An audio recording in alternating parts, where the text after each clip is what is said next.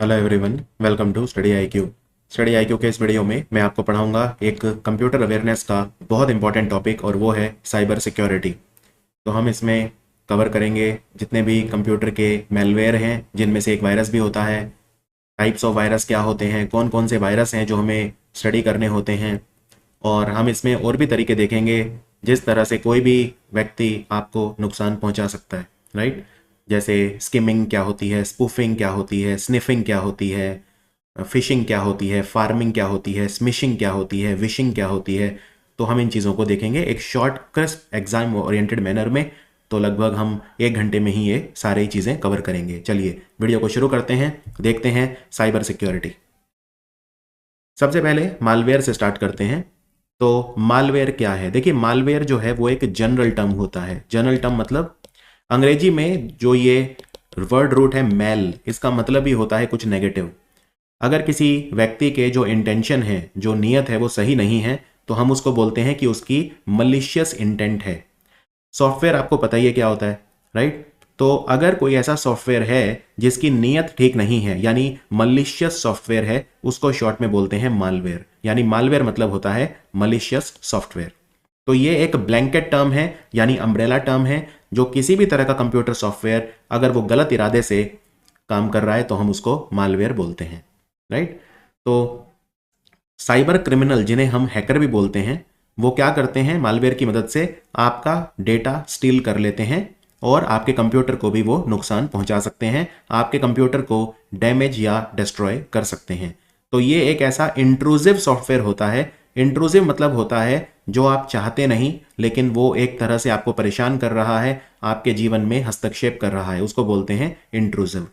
तो उसको मालवेयर एक तरह का इंट्रूसिव सॉफ्टवेयर है जिसको हैकर्स यूज करते हैं।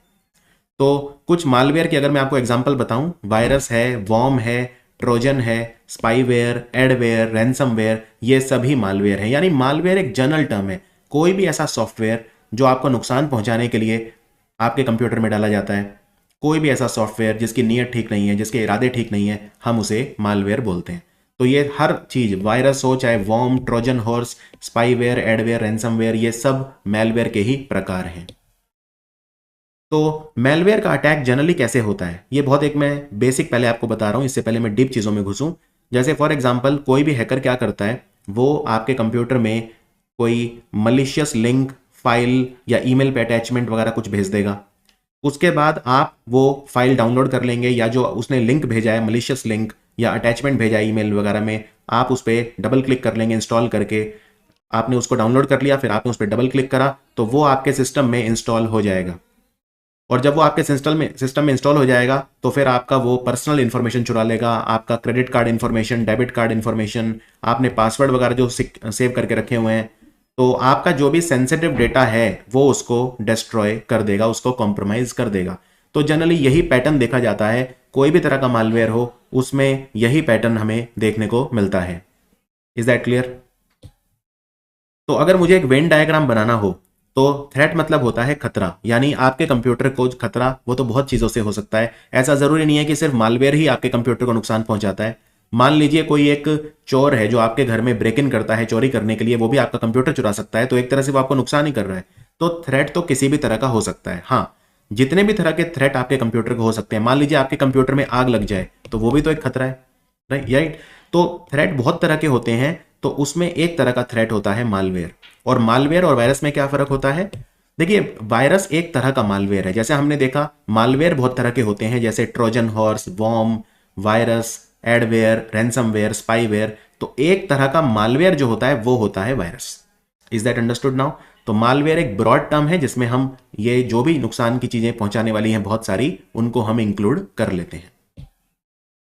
तो अब एक एक करके हम सारे पढ़ेंगे, यानी कि हम वायरस पढ़ेंगे, फिर वॉर्म पढ़ेंगे, ट्रोजन, स्पाईवेयर, एडवेयर, रैंसमवेयर, लेकिन हम सबसे पहले शुरू करते हैं वायरस से। ठीक है? तो वायरस की फुल फॉर्म क्या है? ये एग्जाम में एमसीक्यू सीधा आता है कि वायरस की फुल फॉर्म क्या होती है। तो वायरस की फुल फॉर्म होती है vital information resources under siege. इसको अच्छे से याद कर लो, vital information resources under siege. इसको मैं हिंदी में बता देता हूं। वाइटल इंफॉर्मेशन मतलब जो आपकी बहुत महत्वपूर्ण जानकारी है। वाइटल इंफॉर्मेशन रिसोर्सेज मतलब संसाधन, आपके बहुत ही ज्यादा गुप्त और बहुत ही ज्यादा प्राइवेट, बहुत ही ज्यादा महत्वपूर्ण जानकारी वाले संसाधन जब वो जब्त हो जाएं, अंडर सीज। सीज मतलब होता है किसी चीज को जब्त कर लेना, जबरदस्ती किसी चीज को अपने कब्जे में ले लेना। तो ये होता है वायरस की फुल फॉर्म। अब देखिए, इससे पहले मैं आपको कंप्यूटर वाला वायरस बताऊं, पहले नॉर्मल वायरस की बात करते हैं। जैसे हम कोविड वायरस की बात करते हैं, या HIV वायरस, एड्स वायरस जिसे बोलते हैं, उसकी बात करते हैं। कोई भी वायरस, वायरस और बैक्टीरिया में क्या फर्क होता है? इनफैक्ट जब मैं मेडिकल स्टूडेंट था तो ये सबसे पहला क्वेश्चन हमसे पूछा जाता था कि बैक्टीरिया और वायरस में क्या फर्क होता है। देखिए, सबसे बड़ा फर्क ये होता है कि जो वायरस होता है ना, उसे हमेशा एक होस्ट चाहिए होता है।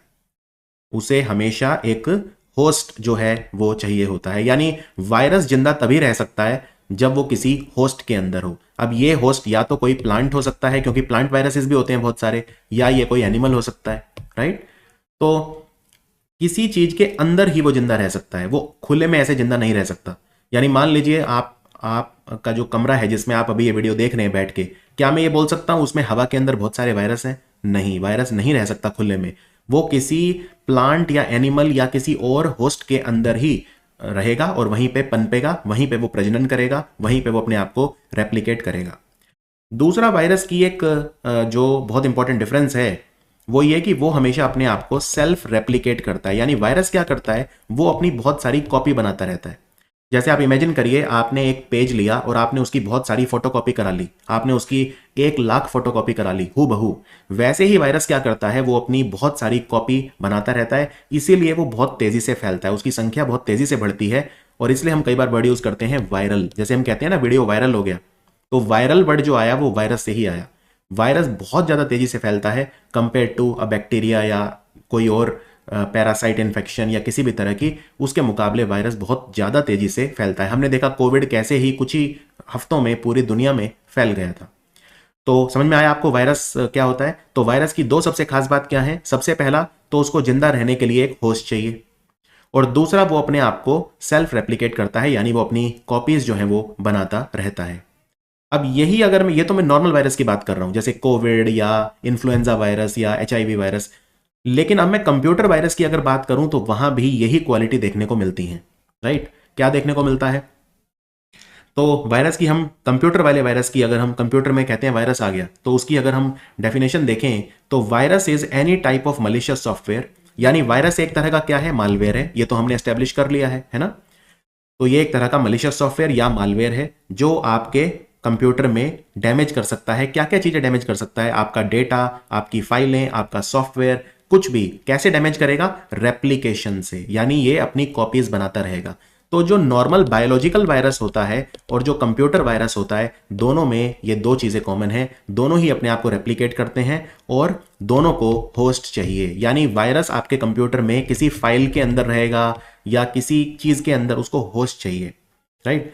तो एक कंप्यूटर का जो वायरस होता है वो अपने आप को जो रेप्लिकेट है करता है कैसे? By modifying other computer programs and inserting its own code into those program. तो ये क्या करता है? मान लो ये एक फाइल है आपकी, ये दूसरी फाइल है, ये तीसरी फाइल है, ये चौथी और ये पांचवी। आपके कंप्यूटर में ये 5 फाइलें हैं, 1 2 3 4 5। अब ये वाली जो फाइल है इसमें ये वायरस आ गया, ठीक है। ये रेड कलर का जो है ये वायरस है। ये क्या करेगा वायरस? ये अपना जो खुद का कोड है वो दूसरी फाइल में भेज देगा और यहां पे भी रेप्लिकेट हो जाएगा। फिर ये तीसरी फाइल में भेज के यहां भी रेप्लिकेट हो जाएगा। फिर ये अपना सोर्स कोड जो है दूसरे फाइल या दूसरे प्रोग्राम्स में भेजता रहेगा और रेप्लिकेट करता रहेगा, अपने आप की कॉपीज जो है वो बनाता रहेगा। और कंप्यूटर वायरसेस को भी एक होस्ट प्रोग्राम की जरूरत है जिसके अंदर वो फिर अपने आप को रेप्लिकेट कर सकता है। समझ में आया? अब जो कंप्यूटर में वायरस आता है उसके 4 फेजेस होते हैं, राइट। तो जैसे जो नॉर्मल वायरस होता है जब हमारी बॉडी में आता है उसके भी फेजेस होते हैं, वैसे ही कंप्यूटर वाला जो वायरस होता है वो भी जब हमारे कंप्यूटर में आता है, तो ये बिल्कुल जरूरी नहीं है कि वो आते ही सब कुछ तहस नहस कर देगा, नुकसान पहुंचा देगा, नहीं। उसके भी 4 फेजेस होते हैं। सबसे पहले होता है डॉर्मेंट फेज। डॉर्मेंट का मतलब होता है सोया हुआ या सुस्ताया हुआ है। तो ये वायरस का वो फेज है जब वायरस आइडल होता है। तो जब वायरस नया नया कंप्यूटर में आता है तो जनरली वो शुरू में आइडल रहता है, यानी कि वो एक्टिव नहीं होता, वो एक तरह से सुस्ताया हुआ होता है, लेजी होता है, राइट। तो वायरस इस फेज में क्या करता है? वो कंप्यूटर में अपनी जो जो उसका टारगेट कंप्यूटर है उसमें आ जाता है या किसी भी टारगेट सॉफ्टवेयर में आ जाता है, लेकिन इस स्टेज पे वायरस कोई भी एक्शन कंप्यूटर में नहीं लेता। बस डॉर्मेंट फेज में वो कंप्यूटर में आ गया है और अपने टारगेट फाइल, प्रोग्राम या जिस भी चीज में उसको आना है उसमें वो अपने टारगेट में आ गया है। तो ये है डॉर्मेंट फेज, अभी वो कोई एक्शन नहीं ले रहा। दूसरा होता है प्रोपेगेशन फेज। प्रोपेगेशन का मतलब क्या होता है? प्रोपेगेशन वो फेज है जिसमें वायरस मल्टीप्लाई करता है, यानी अपनी कॉपीज बनाता है, अपने आप को रेप्लिकेट करता है। जो मैंने आपको एग्जांपल दिया था जिसमें 5 फाइलें थी, तो वायरस पहले तो एक में ही आया था, लेकिन वो फिर बाकियों में भी पहुंच गया था। तो ये वायरस जो है रेप्लिकेट कर रहा है, अपने आप को मल्टीप्लाई कर रहा है। वायरस अपनी जो कॉपी है वो दूसरे प्रोग्राम्स में डाल रहा है। कैसे? अपना जो कोड है, मैंने यहां पे दिखाया था कि वायरस रेप्लिकेट कैसे करता है। वो अपना खुद का जो कोड है वो दूसरे प्रोग्राम्स में डाल देता है, दूसरी फाइलों में डाल देता है और वो लगातार रेप्लिकेट होता है। तो प्रोपेगेशन मतलब होता है संख्या बढ़ना, उसको हम बोलते हैं प्रोपेगेशन। जैसे हम कहते हैं ना, आपका जो विचार है वो प्रोपेगेट हो रहा है, जैसे जो बौद्ध धर्म है वो फैला, प्रोपेगेट हुआ। तो अंग्रेजी में प्रोपेगेट का मतलब होता है किसी भी चीज की संख्या बढ़ना या फैलना। तो वायरस क्या कर रहा है इस फेज में? वो अपनी कॉपी बना रहा है, लगातार दूसरे प्रोग्राम्स में अपना कोड डाल डाल के वो रेप्लिकेट हुए जा रहा है। Is that understood? यहां पे एक और बड़ी अच्छी बात आपको बताता हूं। ये जो कॉपी बना रहा है ना वायरस, ये जरूरी नहीं है कि वो एकदम हूबहू कॉपी बनाएगा। कई बार वायरस अपने आप में बदलाव भी करता है, जिससे आसानी से एंटीवायरस सॉफ्टवेयर उसे पकड़ ना पाए। कई बार एक सवाल पूछा जाता है मुझसे कि HIV जो एड्स है उसकी दवाई आज तक क्यों नहीं बनी? तो क्या कारण है? क्योंकि HIV का जो वायरस है वो इतनी जल्दी जल्दी बदलता है। जैसे कोविड का वायरस की भी दवाई बनने में इतना समय क्यों लगा? क्योंकि कोविड के भी आप जानते हैं वायरस अपने आप को बदलते रहते हैं, राइट। हमने देखे कितने सारे वेरिएंट आ गए थे कोविड के, कोई ओमिक्रॉन, कोई डेल्टा क्रॉन, कोई बीटा, थीटा और पता नहीं कितने सारे, मतलब जो कोविड के वेरिएंट देखने को हमें मिले, राइट। तो वो कैसे हो पा रहा है? क्योंकि वो वायरस अपनी जब कॉपी बना रहा है तो एकदम हूबहू नहीं बना रहा, और हूबहू कॉपी जब वो नहीं बना रहा तो उसका फायदा वायरस को ये हो रहा है कि वो आसानी से, जो इंजीनियर हैं, IT प्रोफेशनल हैं और एंटीवायरस सॉफ्टवेयर उसे पकड़ नहीं पा रहे। तो इसको बोलते हैं मॉर्फ करना, यानी अपना जो फॉर्म है वायरस का, अपना जो आकार है, अपनी जो शेप है, जैसा वो दिखता है उसमें वो परिवर्तन करता जा रहा है। तो जब वो कॉपी बनाएगा तो ये बिल्कुल जरूरी नहीं है वायरस कि वो अपनी एकदम हूबहू, एकदम आइडेंटिकल कॉपी बनाएगा, वो अपने आप को चेंज भी करता रहता है। इसलिए कुछ वायरस ऐसे होते हैं जिनको एंटीवायरस सॉफ्टवेयर आसानी से नहीं पकड़ पाते। तो डोरमेंट फेज में वायरस सुस्ताया है और प्रोपेगेशन फेज में वो अपनी संख्या बढ़ा रहा है। अगला होता है ट्रिगरिंग फेज। ट्रिगर, तो एक जो सुस्ताया हुआ वायरस है, जब वो इस फेज में आता है, राइट, जब उसकी संख्या भी ठीक ठाक हो चुकी है तो वो एक्टिवेट हो जाता है और अब वो उस काम को करने के लिए तैयार हो जाता है जिसका जो उसका पर्पस था। क्योंकि वायरस देखिए बहुत सारे काम करते हैं, या तो जो वायरस है वो आपकी इंफॉर्मेशन चुराएगा, या जो भी काम है उसके लिए वो अब एकदम तैयार हो रहा है। तो जो ट्रिगरिंग फेज होता है वो ट्रिगर कब होता है? ट्रिगर तब हो सकता है, मान लो एक वायरस है, उसने अपनी 1,00,000 कॉपीज बना ली, तो 1,00,000 कॉपी बनाने के बाद वो ट्रिगर हो रहा है। तो हर एक वायरस के कुछ ट्रिगर पॉइंट्स होते हैं, राइट। जैसे मान लीजिए कई लोग हैं जिनको चॉकलेट खा के सिर में दर्द होता है, तो चॉकलेट उनके लिए एक ट्रिगर का काम करता है कि जब भी वो चॉकलेट खाएंगे तो उनका सिर दर्द स्टार्ट हो जाएगा, जिसे माइग्रेन कहते हैं। चॉकलेट की वजह से काफी होता है वो, राइट। तो चॉकलेट एक ट्रिगर का काम करता है। तो ट्रिगरिंग फेज में क्या होता है? जब एक वायरस मान लीजिए अपनी सर्टेन नंबर ऑफ कॉपीज बना चुका है, राइट, तो तब वो फिर ट्रिगर हो जाएगा कि ठीक है अब मैं रेडी हूं तबाही मचाने के लिए, राइट। इसी तरह से कई लोग क्या करते हैं, कुछ कंडीशन लगा देते हैं, तो जब वो कंडीशन मेट हो जाती हैं तब वो वायरस तैयार हो जाता है, तो उसको बोलते हैं ट्रिगरिंग फेज। ये कंडीशन क्या है? जैसे फॉर एग्जांपल मान लीजिए कि मैं हमारी कंपनी के अंदर एक सॉफ्टवेयर इंजीनियर हूं और कंपनी मुझे कहती है कि आपको 1 महीने के बाद नौकरी से निकाल दिया जाएगा। अब मुझे कंपनी से बदला लेना है, तो मैंने क्या किया, मैंने कंप्यूटर में, अभी 1 महीना तो है, मुझे कंपनी में काटना है, तो मैंने कंपनी का जो मेन सर्वर है हमारी कंपनी का, उसमें मैंने क्या किया, एक वायरस डाल दिया। और उस वायरस पे एक मैंने जैसे टाइम मशीन नहीं होती कि वो टाइम बॉम्ब होता है, वो लगा दिया कि ये जो वायरस है आज से सही 31 दिन के बाद एक्टिवेट होके तबाही मचा देगा। तो ये जो ट्रिगरिंग फेज है, तो मान लीजिए 31 दिन पूरे हो गए, अब वो वायरस ट्रिगर हो जाएगा क्योंकि मैं अब निकल गया हूं, अब मैं बिल्कुल सुरक्षित हूं अब, और उसके बाद फिर वो ट्रिगर हो जाएगा। समझ में आया? तो कई बार क्या करते हैं, जब हम ये चाहते हैं कि हमारे ऊपर कोई शक ना करे, यानी सस्पिशन को रिड्यूस करने के लिए भी हम इस तरह की चीजें करते हैं कि टाइम लगा देते हैं कि हमारे जाने के बाद या हम तो थे नहीं, हमें नहीं पता कैसे हुआ, कंप्यूटर खराब, सर्वर खराब हो गए, कंपनी को करोड़ों का नुकसान हो गया। तो ये सब चीज़ें भी होती हैं। तो ट्रिगर के कई कारण हो सकते हैं कि वायरस ट्रिगर क्यों हुआ। या तो उसने बहुत सारी कॉपी बना ली, या बहुत अलग अलग तरह की कॉपी बना ली, या किसी ने टाइम सेट कर दिया कि आपको इस समय ट्रिगर होना है। और जब एक बार वो ट्रिगर हो गया तो फाइनल फेज है एग्जीक्यूशन, यानी जो काम के लिए वो आया है वो करेगा। तो यानी कि वो अपना पे लोड रिलीज कर देगा। कहने का मतलब या तो वो फाइल डिलीट कर देगा आपके डिस्क पे, सिस्टम को क्रैश करवा देगा, फाइल्स को करप्ट कर देगा, आपके फाइल को डिस्ट्रॉय कर देगा, आपके कंप्यूटर को डिस्ट्रॉय कर देगा, आपकी हार्ड डिस्क को डिस्ट्रॉय कर देगा। जिस भी काम के लिए वो आया है एग्जीक्यूशन फेज में वो उसको पूरा कर देता है। समझ में आया आपको 4 फेज क्या होते हैं एक वायरस के। ये जो टर्म है कंप्यूटर वायरस, क्योंकि देखिए वायरस तो नॉर्मल वायरस भी हो सकता है, HIV वायरस, एड्स वायरस, ये सब। तो कंप्यूटर वायरस शब्द किसने दिया? कंप्यूटर वायरस शब्द दिया फ्रेड कोहेन नाम के वैज्ञानिक ने। 1983 में उन्होंने ये वर्ड दिया था कंप्यूटर वायरस, राइट। और सबसे पहला जो कंप्यूटर वायरस था वो 1971 में देखा गया था, और उसका नाम था क्रीपर वायरस। ये वायरस बनाया था एक व्यक्ति ने जिनका नाम था बॉब थॉमस, राइट। तो वायरस जो है कंप्यूटर वायरस सबसे पहला था क्रीपर वायरस। ये एक MCQ सवाल है।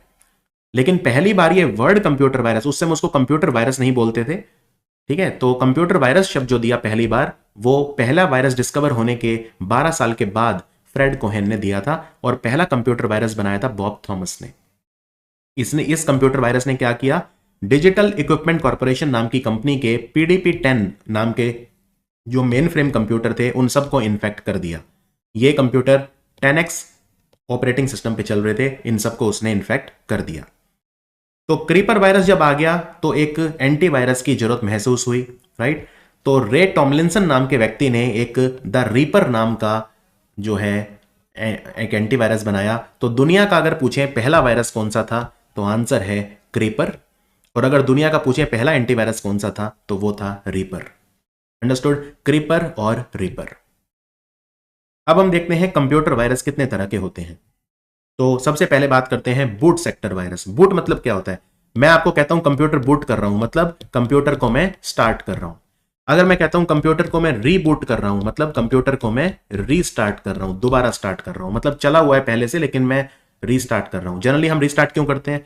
कई बार कंप्यूटर हैंग हो जाता है, कई बार कंप्यूटर काम नहीं करता, अटक जाता है, कई बार हम कोई सॉफ्टवेयर इंस्टॉल करते हैं, इंस्टॉल करने के बाद वो नई फाइलें राइट करने के लिए अपने आप को रीस्टार्ट मांगता है। बहुत कारणों से हम कंप्यूटर को रीस्टार्ट कर सकते हैं।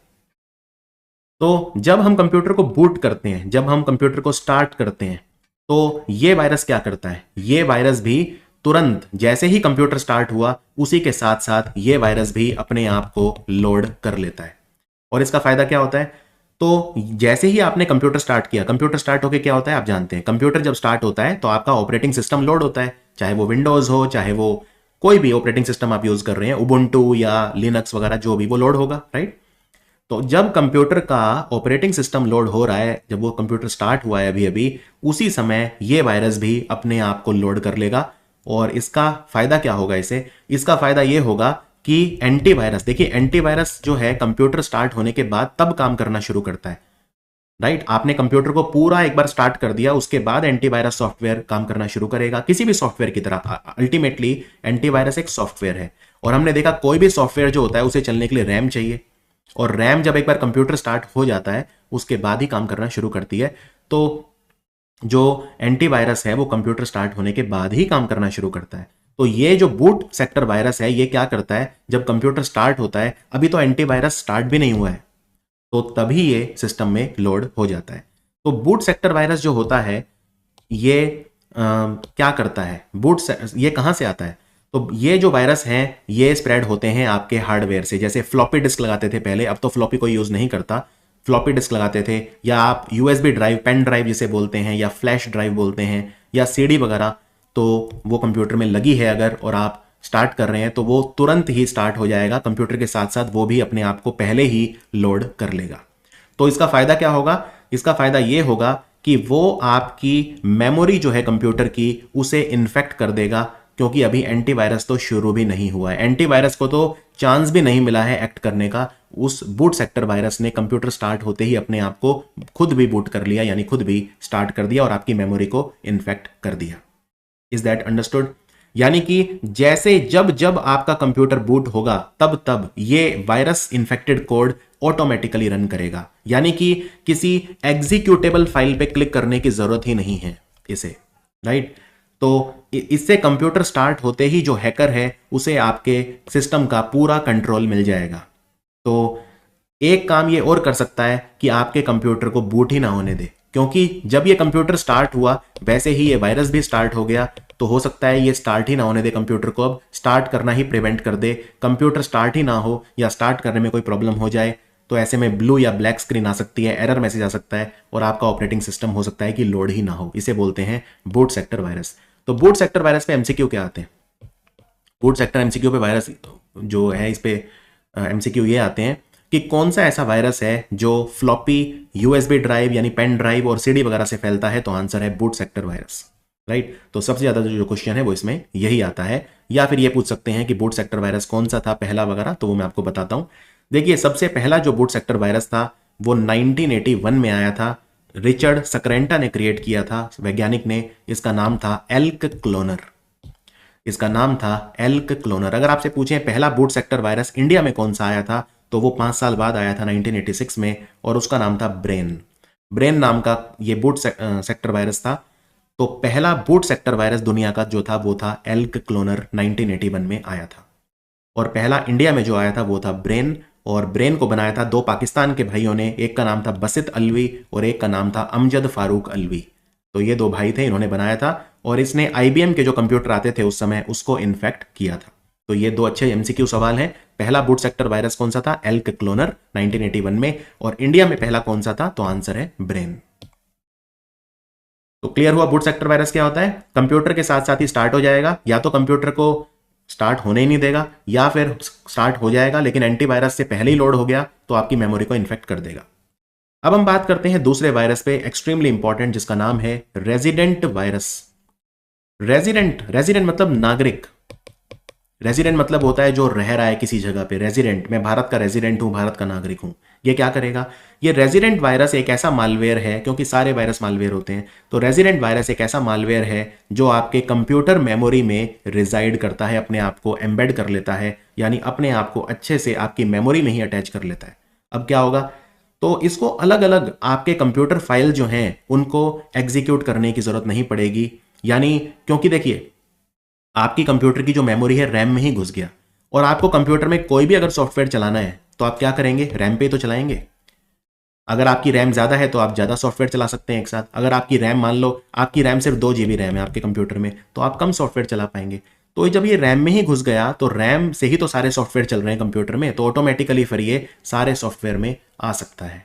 अंडरस्टूड? यानी अलग अलग एग्जीक्यूटेबल फाइल, इसको एग्जीक्यूट होने की जरूरत नहीं है। ऐसा नहीं है कि आपने कोई सॉफ्टवेयर है उसमें वायरस आ गया और फिर आपने उस सॉफ्टवेयर पे डबल क्लिक किया या सॉफ्टवेयर पे एंटर की मारी और जब सॉफ्टवेयर चला तो वो वायरस लोड हुआ। नहीं, एग्जीक्यूटिंग की जरूरत ही नहीं है, क्योंकि सीधा ही ये मेमोरी में आ गया, और क्योंकि मेमोरी की जरूरत हर सॉफ्टवेयर को चलाने के लिए है तो वहां से आ गया।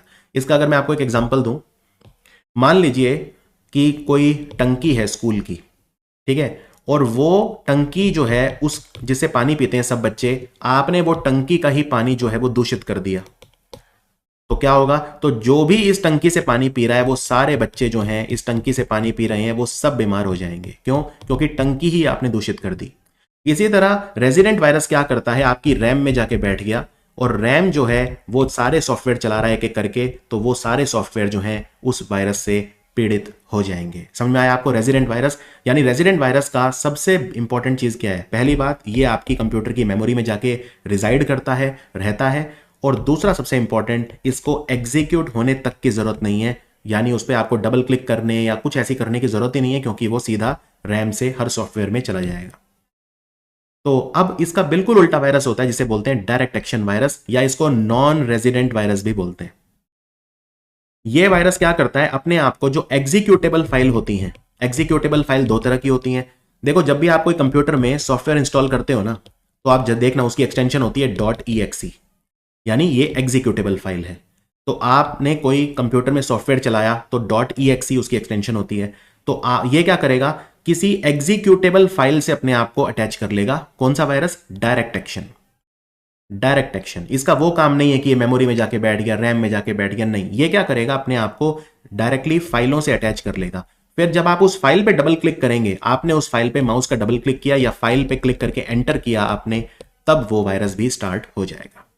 तो डायरेक्ट एक्शन वायरस क्या करता है, इसको नॉन रेजिडेंट वायरस भी बोलते हैं, राइट। और ये वायरस अपने आप को .exe या .com फाइल, ये .com वो वेबसाइट वाला .com नहीं है, यहां पे .com मतलब कमांड, जो MS DOS होता था ना उसमें पहले यूज करते थे, तो ये पुराना है। MS DOS में हम कमांड दिया करते थे, तो वो वाला कमांड है। ये भी एग्जीक्यूटेबल फाइल होती है लेकिन पुराने वाली, क्योंकि पहले MS DOS में एग्जीक्यूटेबल फाइल चलती थी। अब तो नॉर्मल कंप्यूटर में जो होता है आपका नॉर्मल कंप्यूटर जो आप घरों में यूज करते हैं उसमें .exe फाइल चलती है।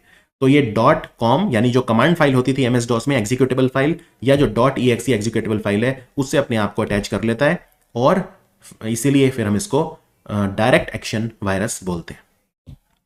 अगर एक शब्द में पूछा जाए कि डिफरेंस बताइए अब रेजिडेंट और नॉन रेजिडेंट वायरस में, तो नॉन रेजिडेंट वायरस को क्या बोलते हैं, डायरेक्ट एक्शन वायरस भी बोलते हैं।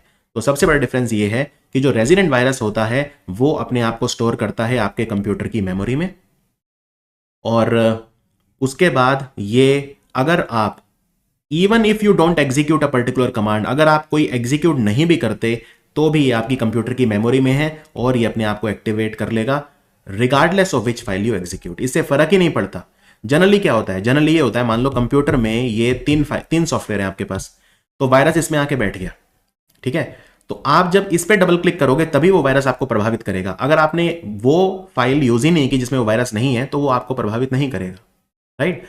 लेकिन यहां पे क्या हो रहा है, क्योंकि आप चाहे ये वाला यूज करो, चाहे ये वाला, चाहे ये वाला, चलेंगे तो ये रैम पे ही ना, तो वो कौन सी फाइल आप एग्जीक्यूट करते हो इससे फर्क ही नहीं पड़ता, वो अपने आप को एक्टिवेट कर लेगा, क्योंकि वो सीधा आपकी कंप्यूटर मेमोरी में जाके बैठ गया है, रिजाइड कर रहा है। वहीं पे जो नॉन रेजिडेंट वायरस है उसको एक कमांड चाहिए ऑपरेट करने के लिए, यानी वो अपने आप को अटैच कर लेगा एग्जीक्यूटेबल कमांड से, ठीक है, तो वरना वो काम नहीं करेगा।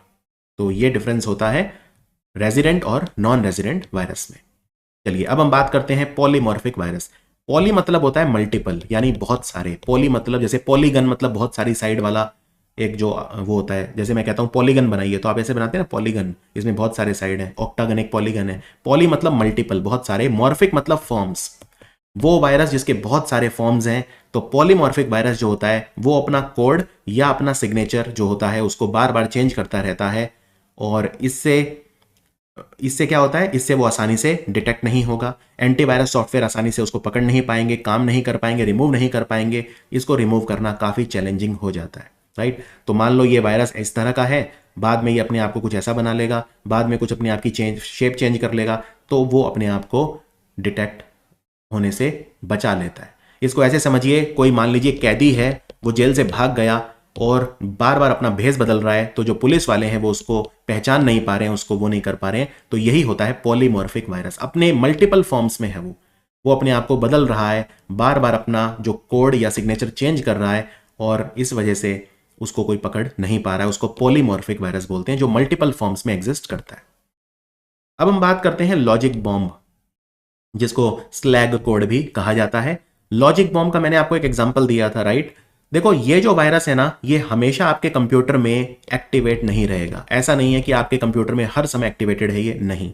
ये कुछ कंडीशन अगर सेटिस्फाई होंगी तभी ये काम करेगा, यानी एक लॉजिक होना चाहिए उसको एक्टिवेट करने के लिए तभी। जैसे मैंने आपको एक एग्जांपल दिया था, आपकी कंपनी का एक एम्प्लॉय आपने निकाल दिया, आपने कहा आज से 31 दिन बाद या 30 दिन के बाद आपकी नौकरी चली जाएगी, उसको बदला लेना है। तो उसने क्या करा, कंडीशन लगा दी, उसने एक टाइम बॉम्ब लगा दिया, राइट। तो लॉजिक बॉम्ब का ही एक प्रकार है टाइम बॉम्ब। टाइम बॉम्ब मतलब कि वो जो डेटोनेट होगा वायरस, जैसे बम डेटोनेट होता है, फटता है, तो वैसे ही वो वायरस फटेगा, यानी वो एग्जीक्यूट करेगा जो भी काम के लिए डाला गया है एक स्पेसिफिक डेट या टाइम।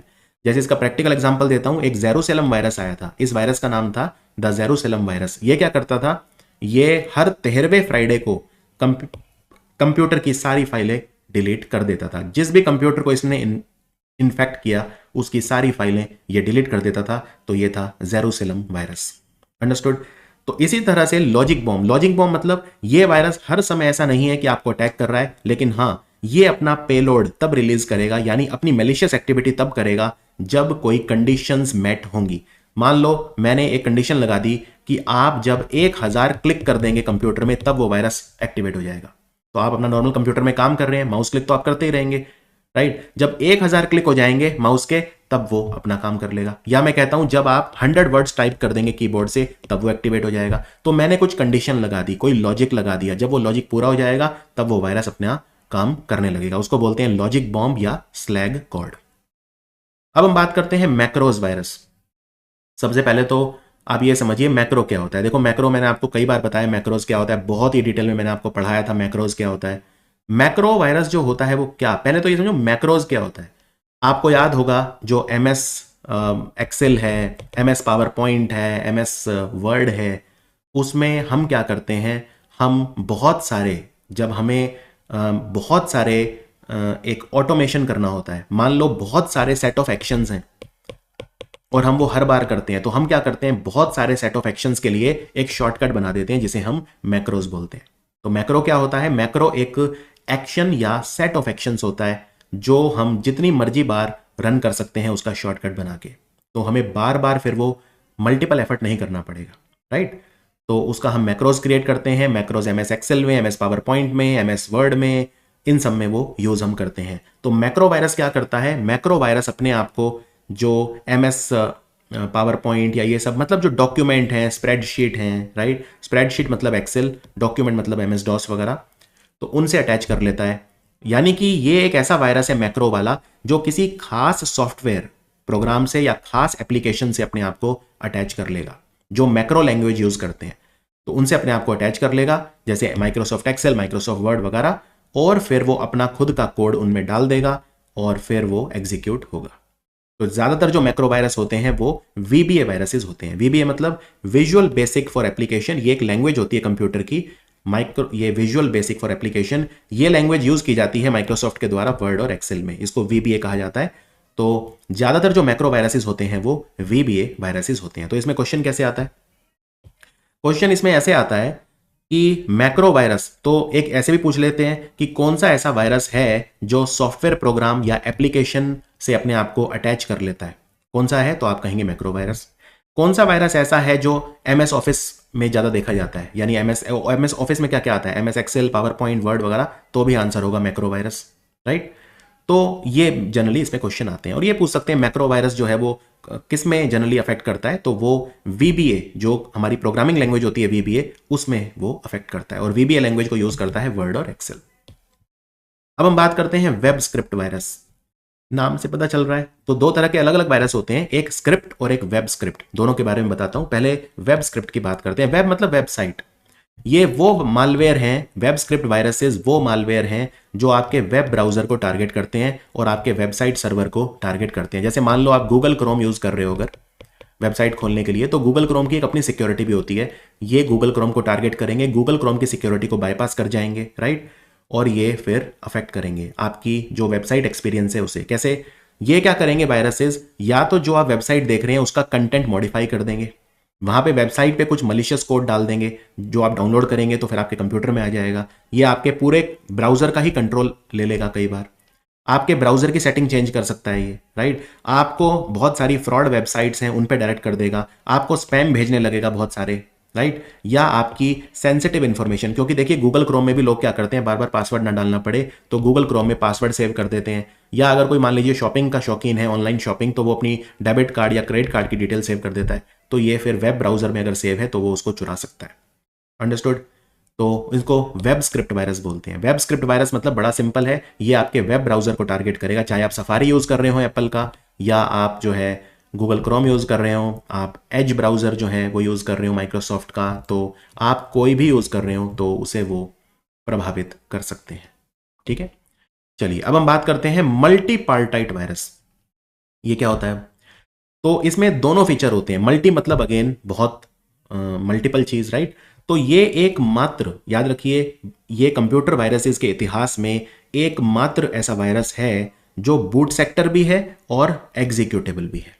बूट सेक्टर हमने देखा था, जब कंप्यूटर स्टार्ट होता है तो एंटीवायरस के स्टार्ट होने से पहले ही ये अपना प्रभाव छोड़ने लगता है, या तो ये कंप्यूटर को स्टार्ट ही नहीं होने देगा या फिर ये स्टार्ट होते ही अपना काम दिखाएगा। और बूट सेक्टर वायरस जनरली कहां से आते हैं, सीडी या जो फ्लैश ड्राइव होते हैं या फ्लॉपी वगैरह से आते थे। तो ये बूट सेक्टर तो है ही, साथ में एग्जीक्यूटेबल भी है, ठीक है। तो दोनों क्वालिटीज इसमें पाई जाती हैं, इसलिए इसको हम मल्टीपर्टाइड वायरस बोलते हैं। और ये बहुत फास्ट स्प्रेड करता है, बहुत फास्ट एक्टिंग है, क्योंकि इसके पास एक नहीं बल्कि दो तरीके हैं। ये बूट सेक्टर तो है ही, साथ में एग्जीक्यूटेबल भी है। एग्जीक्यूटेबल फाइल से भी अपने आप को अटैच कर लेता है, यानी कमांड फाइल हो चाहे वो एमएस डॉस की, या फिर वो .exe फाइल हो जो सॉफ्टवेयर की फाइलें होती हैं। इसलिए ज़्यादा प्रॉब्लमेटिक है, क्योंकि ये दो तरह से अटैक करता है, यानी इसकी जो एबिलिटी है वो मल्टीपल है। उसको बोलते हैं मल्टीपर्टाइड वायरस। तो वेब स्क्रिप्ट देखा हमने, अब स्क्रिप्ट वायरस की बात करते हैं। वेब स्क्रिप्ट में तो यह था जो वेब ब्राउजर को अटैक करेगा और आपको मल्टीपल तरह से हार्म कर सकता है। स्क्रिप्ट क्या होती है? देखो, जब भी आप कोई चीज लिखते हैं कंप्यूटर में तो आप किसी लैंग्वेज में लिखेंगे ना उसे। तो स्क्रिप्ट वायरस जो होते हैं ये 3 स्क्रिप्ट्स को टारगेट करते हैं। ये बेसिकली प्रोग्रामिंग लैंग्वेज जो आपके सिस्टम में है उनको अटैक करते हैं। प्रोग्रामिंग लैंग्वेजेस को अटैक करते हैं स्क्रिप्ट वायरसेस। प्रोग्रामिंग लैंग्वेज कौन कौन सी है हमारे पास? VBA, VBS और जावास्क्रिप्ट। VBA क्या होती है? विजुअल बेसिक फॉर एप्लीकेशन, जो कि वर्ड और एक्सेल में यूज होती है। VBS क्या होती है? विजुअल बेसिक स्क्रिप्ट, राइट, जो इंटरनेट एक्सप्लोरर वगैरह में या जो दूसरे वेब एप्लीकेशन उनमें यूज होती है। और JS मतलब जावास्क्रिप्ट। तो जावास्क्रिप्ट जो होती है उसको ये अटैक कर सकता है। ठीक है, तो बस इतना ध्यान रखिए आपके लेवल पे। स्क्रिप्ट वायरस क्या करते हैं? प्रोग्रामिंग लैंग्वेजेस को अटैक करते हैं, या तो वो VBA को अटैक करेंगे, या VBS को अटैक करेंगे, या वो जावास्क्रिप्ट को अटैक करेंगे। अब हम बात करते हैं अगले मालवेयर पे। यहां पे वायरस हमारे खत्म हो जाते हैं। हमने सारे तरह के वायरस जो हैं बहुत ही ज्यादा डिटेल में पढ़ लिए हैं। कौन कौन से वायरस हमने पढ़े हैं? देखो, सबसे पहले तो हमने ये पढ़ा मालवेयर। मालवेयर मतलब कोई भी ऐसा सॉफ्टवेयर जो आपको नुकसान पहुंचाएगा। मालवेयर कई तरह के होते हैं: viruses, worm, Trojan horses, spyware, adware, ransomware. तो हमने शुरुआत की थी वायरसेस से। तो वायरस हमने पहले हमने देखा वायरसेस के 4 फेज होते हैं: डोरमेंट, प्रोपेगेशन, ट्रिगरिंग और एग्जीक्यूशन। फिर हमने देखा कंप्यूटर वायरस। कंप्यूटर वायरस में हमने बूट सेक्टर वायरस के बारे में पढ़ा, हमने जो है रेजिडेंट वायरस पढ़ा, डायरेक्ट एक्शन या नॉन रेजिडेंट वायरस पढ़ा, पॉलीमॉर्फिक वायरस पढ़ा, हमने लॉजिक बॉम्ब पढ़ा, टाइम बॉम्ब पढ़ा, हमने मैक्रो वायरस पढ़ा, वेब स्क्रिप्ट वायरस पढ़ा, मल्टीपर्टाइड वायरस, स्क्रिप्ट वायरस। तो सारे वायरस हमने अच्छे से डिटेल में खत्म कर दिए हैं। ठीक है, अब हम आते हैं अगले मालवेयर पे। तो वायरस के अलावा और कौन सी चीजें जो कंप्यूटर को नुकसान पहुंचा सकती हैं? तो सबसे पहले रैंसमवेयर। ये जो शब्द होता है रैंसम, इसका मतलब होता है फिरौती। मान लीजिए आपके बच्चे को कोई अगवा कर ले जाए। अगवा मतलब होता है किडनैप कर ले जाए और आपसे फिर फिरौती की मांग करे, मतलब आपसे जो है फिर फिरौती मांगे, राइट, रैंसम मांगे। फोन करे कि 25 लाख दे दो वरना मैं बच्चे को नुकसान पहुंचा सकता हूं, तो उसको बोलते हैं फिरौती। तो रैंसमवेयर क्या करते हैं? बड़ा आसान है। रैंसमवेयर आपके कंप्यूटर में आ जाएगा, आपका जो डिवाइस है उसकी जो फाइलें हैं या फोल्डर हैं उनको हॉस्टेज मतलब क्या होता है? अपने कब्जे में लेके हॉस्टेज रख लिया। ठीक है, तो उनको हॉस्टेज बना लेगा और आपसे फिर पैसा मांगेगा कि अगर आपको ये फाइलें खोलनी है या ये करनी है तो आप मुझे पैसा दीजिए। और ये पैसा मांगेगा बिटकॉइन या क्रिप्टो करेंसी वगैरह में, क्योंकि इनका कोई रिकॉर्ड नहीं होता, ये ट्रेसेबल नहीं होती। इनफैक्ट आपको एक मैं प्रैक्टिकल एग्जांपल अगर बताऊं, स्टडी IQ का जो पेड कोर्स है ना, वो एक हैकर ने, और वो भी अच्छा खासा हैकर था, नाम उसका नहीं बता सकता इस समय में, उसने पूरा हमारा जो कंटेंट था सारा का सारा वो हैक कर लिया था। ठीक है, और उसने कहा मैं लीक कर दूंगा ये और आपकी कंपनी वहीं खत्म हो जाएगी, मुझे पेमेंट करिए बिटकॉइन में। उसने बिटकॉइन में मुझसे पेमेंट मांगी थी, वो ईमेल आज भी मेरे पास है, कभी वक्त मिलेगा दिखाऊंगा। और हमने उसको खैर दी नहीं, हम उसकी बातों में आए नहीं, पुलिस केस हुआ, वो सब बात की बातें। तो ये लोग क्या करते हैं जनरली, बिटकॉइन या जो दूसरे क्रिप्टो करेंसी है उनमें पेमेंट मांगते हैं, क्योंकि इनका कोई रिकॉर्ड, कोई नाम या कुछ ऐसे नहीं होता, राइट। तो रैंसमवेयर क्या करता है? आपके कंप्यूटर में घुस जाएगा, आपकी फाइलों को ब्लॉक कर देगा और फिर आपसे पैसा मांगेगा, और ऑब्वियसली आपकी फाइलें अगर नहीं खुली तो आपको नुकसान होगा। मैं एक एग्जांपल देता हूं, मान लो जोमेटो ऐप है। अब जोमेटो ऐप में रैंसमवेयर घुस गया तो वो जोमेटो ऐप को काम ही नहीं करने देगा जब तक उसे 15 बिटकॉइन नहीं मिले, तो वो ब्लॉक हो जाएगी। अब सोचिए, जोमेटो पे रोज करोड़ों अरबों रुपए के ऑर्डर होते हैं, तो जोमेटो कंपनी को बहुत नुकसान होगा उससे, तो उन्हें वो तुरंत वो फिरौती देनी पड़ेगी, तभी वो फाइलें खुलेंगी, वरना नहीं खुलेंगी। तो दुनिया में सबसे पहला रैंसमवेयर कौन सा था? फर्स्ट डॉक्यूमेंटेड रैंसमवेयर जो था उसका नाम है एड्स ट्रोजन। उसका नाम था एड्स ट्रोजन और उसको PS साइबॉर्ग भी बोलते थे। जोसेफ पॉप ने बनाया था उसे 1989 में। क्लियर? ये डायरेक्ट MCQ क्वेश्चन होते हैं, फैक्चुअल होते हैं, आप कंसेप्ट ज्यादा समझिए, ये तो आप चीजें पढ़ लेंगे। अब एक बड़ा अच्छा तो क्या कहूं, बड़ा शक्तिशाली रैंसमवेयर जिसने बहुत तबाही मचाई, उसका नाम था वानाक्राई। तो ये जो आप देख रहे हैं ना, ये वानाक्राई है। वानाक्राई यानी रोना चाहते हो, do you want to cry. और वानाक्राई ने, सच बताऊं, सबको रुला दिया था, क्योंकि करोड़ों कंप्यूटर, और मैं यहाँ पे लाखों की बात नहीं कर रहा, करोड़ों कंप्यूटर को इसने अफेक्ट किया और उन पे रैंसम मांगता था। देखिए यहाँ पे जैसे ये कंप्यूटर को लॉक कर दिया, फिर कहा 2 घंटे 23 मिनट 56 सेकंड के बाद मुझे पेमेंट करो, ठीक है, और पेमेंट बिटकॉइन वगैरह से करो, ये करो, फिर यहाँ पे आप पेमेंट करेंगे तभी आपका कंप्यूटर खुलेगा, वरना कंप्यूटर आपका बंद ही रहेगा। तो इसको रैंसमवेयर कहा जाता है। तो ये क्वेश्चन आ सकता है वानाक्राई क्या है? क्या ये एडवेयर है, स्पाईवेयर है, वायरस है, वॉर्म है, ट्रोजन हॉर्स है, क्या है? तो क्या है ये वानाक्राई? ये रैंसमवेयर है। कर दोगे एमसीक्यू मार्कअप वानाक्राई क्या है? एक और बताता हूं चलो आपको, ये भी इसने बहुत परेशान किया था, क्रिप्टो लॉकर। नाम से ही पता चल रहा है, देखिए क्रिप्टो चाहिए हमें, तो क्रिप्टो करेंसी चाहिए वरना लॉक कर देंगे, क्रिप्टो लॉकर। तो आपको याद करने की, रटने की ही जरूरत नहीं है, राइट। और ये भी बिटकॉइन मांग रहा था, कंप्यूटर को ऐसे लॉक कर देता था, फिर आपको बताता था 71 घंटे बचे हैं, 71 घंटे में अगर मुझे बिटकॉइन नहीं मिला तो ऐसे। तो ये होता है रैंसमवेयर। चलिए अब हम बात करते हैं एडवेयर। एडवेयर ये भी एक तरह का मालवेयर है, जैसे रैंसमवेयर है, जैसे वायरस है, वैसे ही मालवेयर है एडवेयर। एडवेयर मतलब एडवर्टाइजिंग सॉफ्टवेयर, राइट। तो ये हम टर्म कब यूज करते हैं? आपने देखा होगा कभी आप किसी वेबसाइट पे जाइए तो अचानक एक पॉपअप विंडो खुल जाती है। पॉपअप मतलब एकदम से उछल के आती है आपकी स्क्रीन पे, आप उसको फिर काटते हैं ऊपर से कि भाई मुझे वेबसाइट देखने दो कृपया करके। तो ये विंडो बहुत सारी खुल जाती हैं और आप उन पर क्लिक करेंगे तो किसी और वेबसाइट पे चले जाएंगे, ठीक है। खास तौर पे जो वैसी वेबसाइट होती हैं जो या पॉर्न वेबसाइट हैं या इस तरह की वेबसाइट पे बहुत ज़्यादा होते हैं, या कुछ ऐसे फ्रॉड वेबसाइट वगैरह पे पॉपअप बहुत ज़्यादा होते हैं, तो ये क्या करते हैं, ये आपको किसी और वेबसाइट और उनमें ले जाएंगे, और जैसे ही आप उन लिंक्स पे क्लिक करोगे पॉपअप पे, आपके कंप्यूटर में बहुत ही ज़्यादा मलिशियस सॉफ्टवेयर वो डाल देंगे, राइट। तो वो एडवेयर होते हैं। एडवेयर क्या होता है? एडवेयर देखिए वैसे तो एडवर्टाइजिंग सॉफ्टवेयर होता है, ऐसा बिल्कुल जरूरी नहीं है कि एडवेयर का काम सिर्फ आपको नुकसान पहुंचाना ही है। तो ये वेबसाइट्स पे पॉपअप एडवर्टाइजमेंट्स के रूप में आते हैं, आपके कंप्यूटर पे शो अप करते हैं ये, या आपके मोबाइल डिवाइस पे शो अप करते हैं, लेकिन इनमें पोटेंशियल पूरी है कि ये मलिशियस हो सकते हैं और आपके डिवाइस को हार्म करेंगे। क्यों? क्योंकि जब आप इन एड्स पे क्लिक करेंगे, जब आप इन एड्स पे क्लिक करेंगे या पॉपअप पे क्लिक करेंगे एडवर्टाइजमेंट्स पे, तो ये आपके कंप्यूटर में क्या करेंगे, बहुत सारे वायरसेस को इंस्टॉल कर देंगे या आपके कंप्यूटर में स्पाईवेयर डाल सकते हैं। समझ में आया? तो इनको एडवेयर कहा जाता है। ये बस एक डायरेक्ट एमसीक्यू आता है, एडवेयर क्या होता है, और इसमें यही जो मैंने बताया यही होता है। तो जहां भी आप वर्ड देखें कि पॉपअप या इस तरह से वो मार्केटिंग में या एडवर्टाइजमेंट्स वगैरह उनमें आते हैं, तो आप तुरंत एडवेयर मार्क करिए, दैट्स इट। अब हम बात करते हैं रूटकिट। रूटकिट क्या होता है? देखो रूटकिट जो होता है ना, वो आपको एडमिनिस्ट्रेटिव एक्सेस दे देता है। ये एक ऐसा सॉफ्टवेयर होता है, प्रोग्राम, जो मलिशियस होता है, ठीक है, गलत इरादों वाला होता है, तभी मालवेयर में हम इसको काउंट कर रहे हैं। तो ये क्या करता है, आपको पूरे कंप्यूटर की प्रिविलेज दे देगा, रूट लेवल एकदम एडमिनिस्ट्रेटिव एक्सेस दे देगा आपको, राइट। और पता भी नहीं चलेगा, आपकी जो प्रेजेंस है वो पता भी नहीं चलेगी। तो रूटकिट अपने क्या करता है, ये एक ऐसा ऐप है जो अपने आप को छुपा लेता है, राइट। तो ये अपने आप को छुपा लेता है अपने आपके सिस्टम में। रूटकिट को डिटेक्ट करना भी बहुत ज्यादा डिफिकल्ट होता है एक एंटी मालवेयर सॉफ्टवेयर या एंटीवायरस सॉफ्टवेयर के लिए। ये बैकग्राउंड में चलता रहेगा, स्टेल्थीली मतलब सीक्रेटली बैकग्राउंड में चलता रहेगा। तो रूटकिट अपना जो डैमेज है धीरे धीरे आपके कंप्यूटर को करता रहेगा।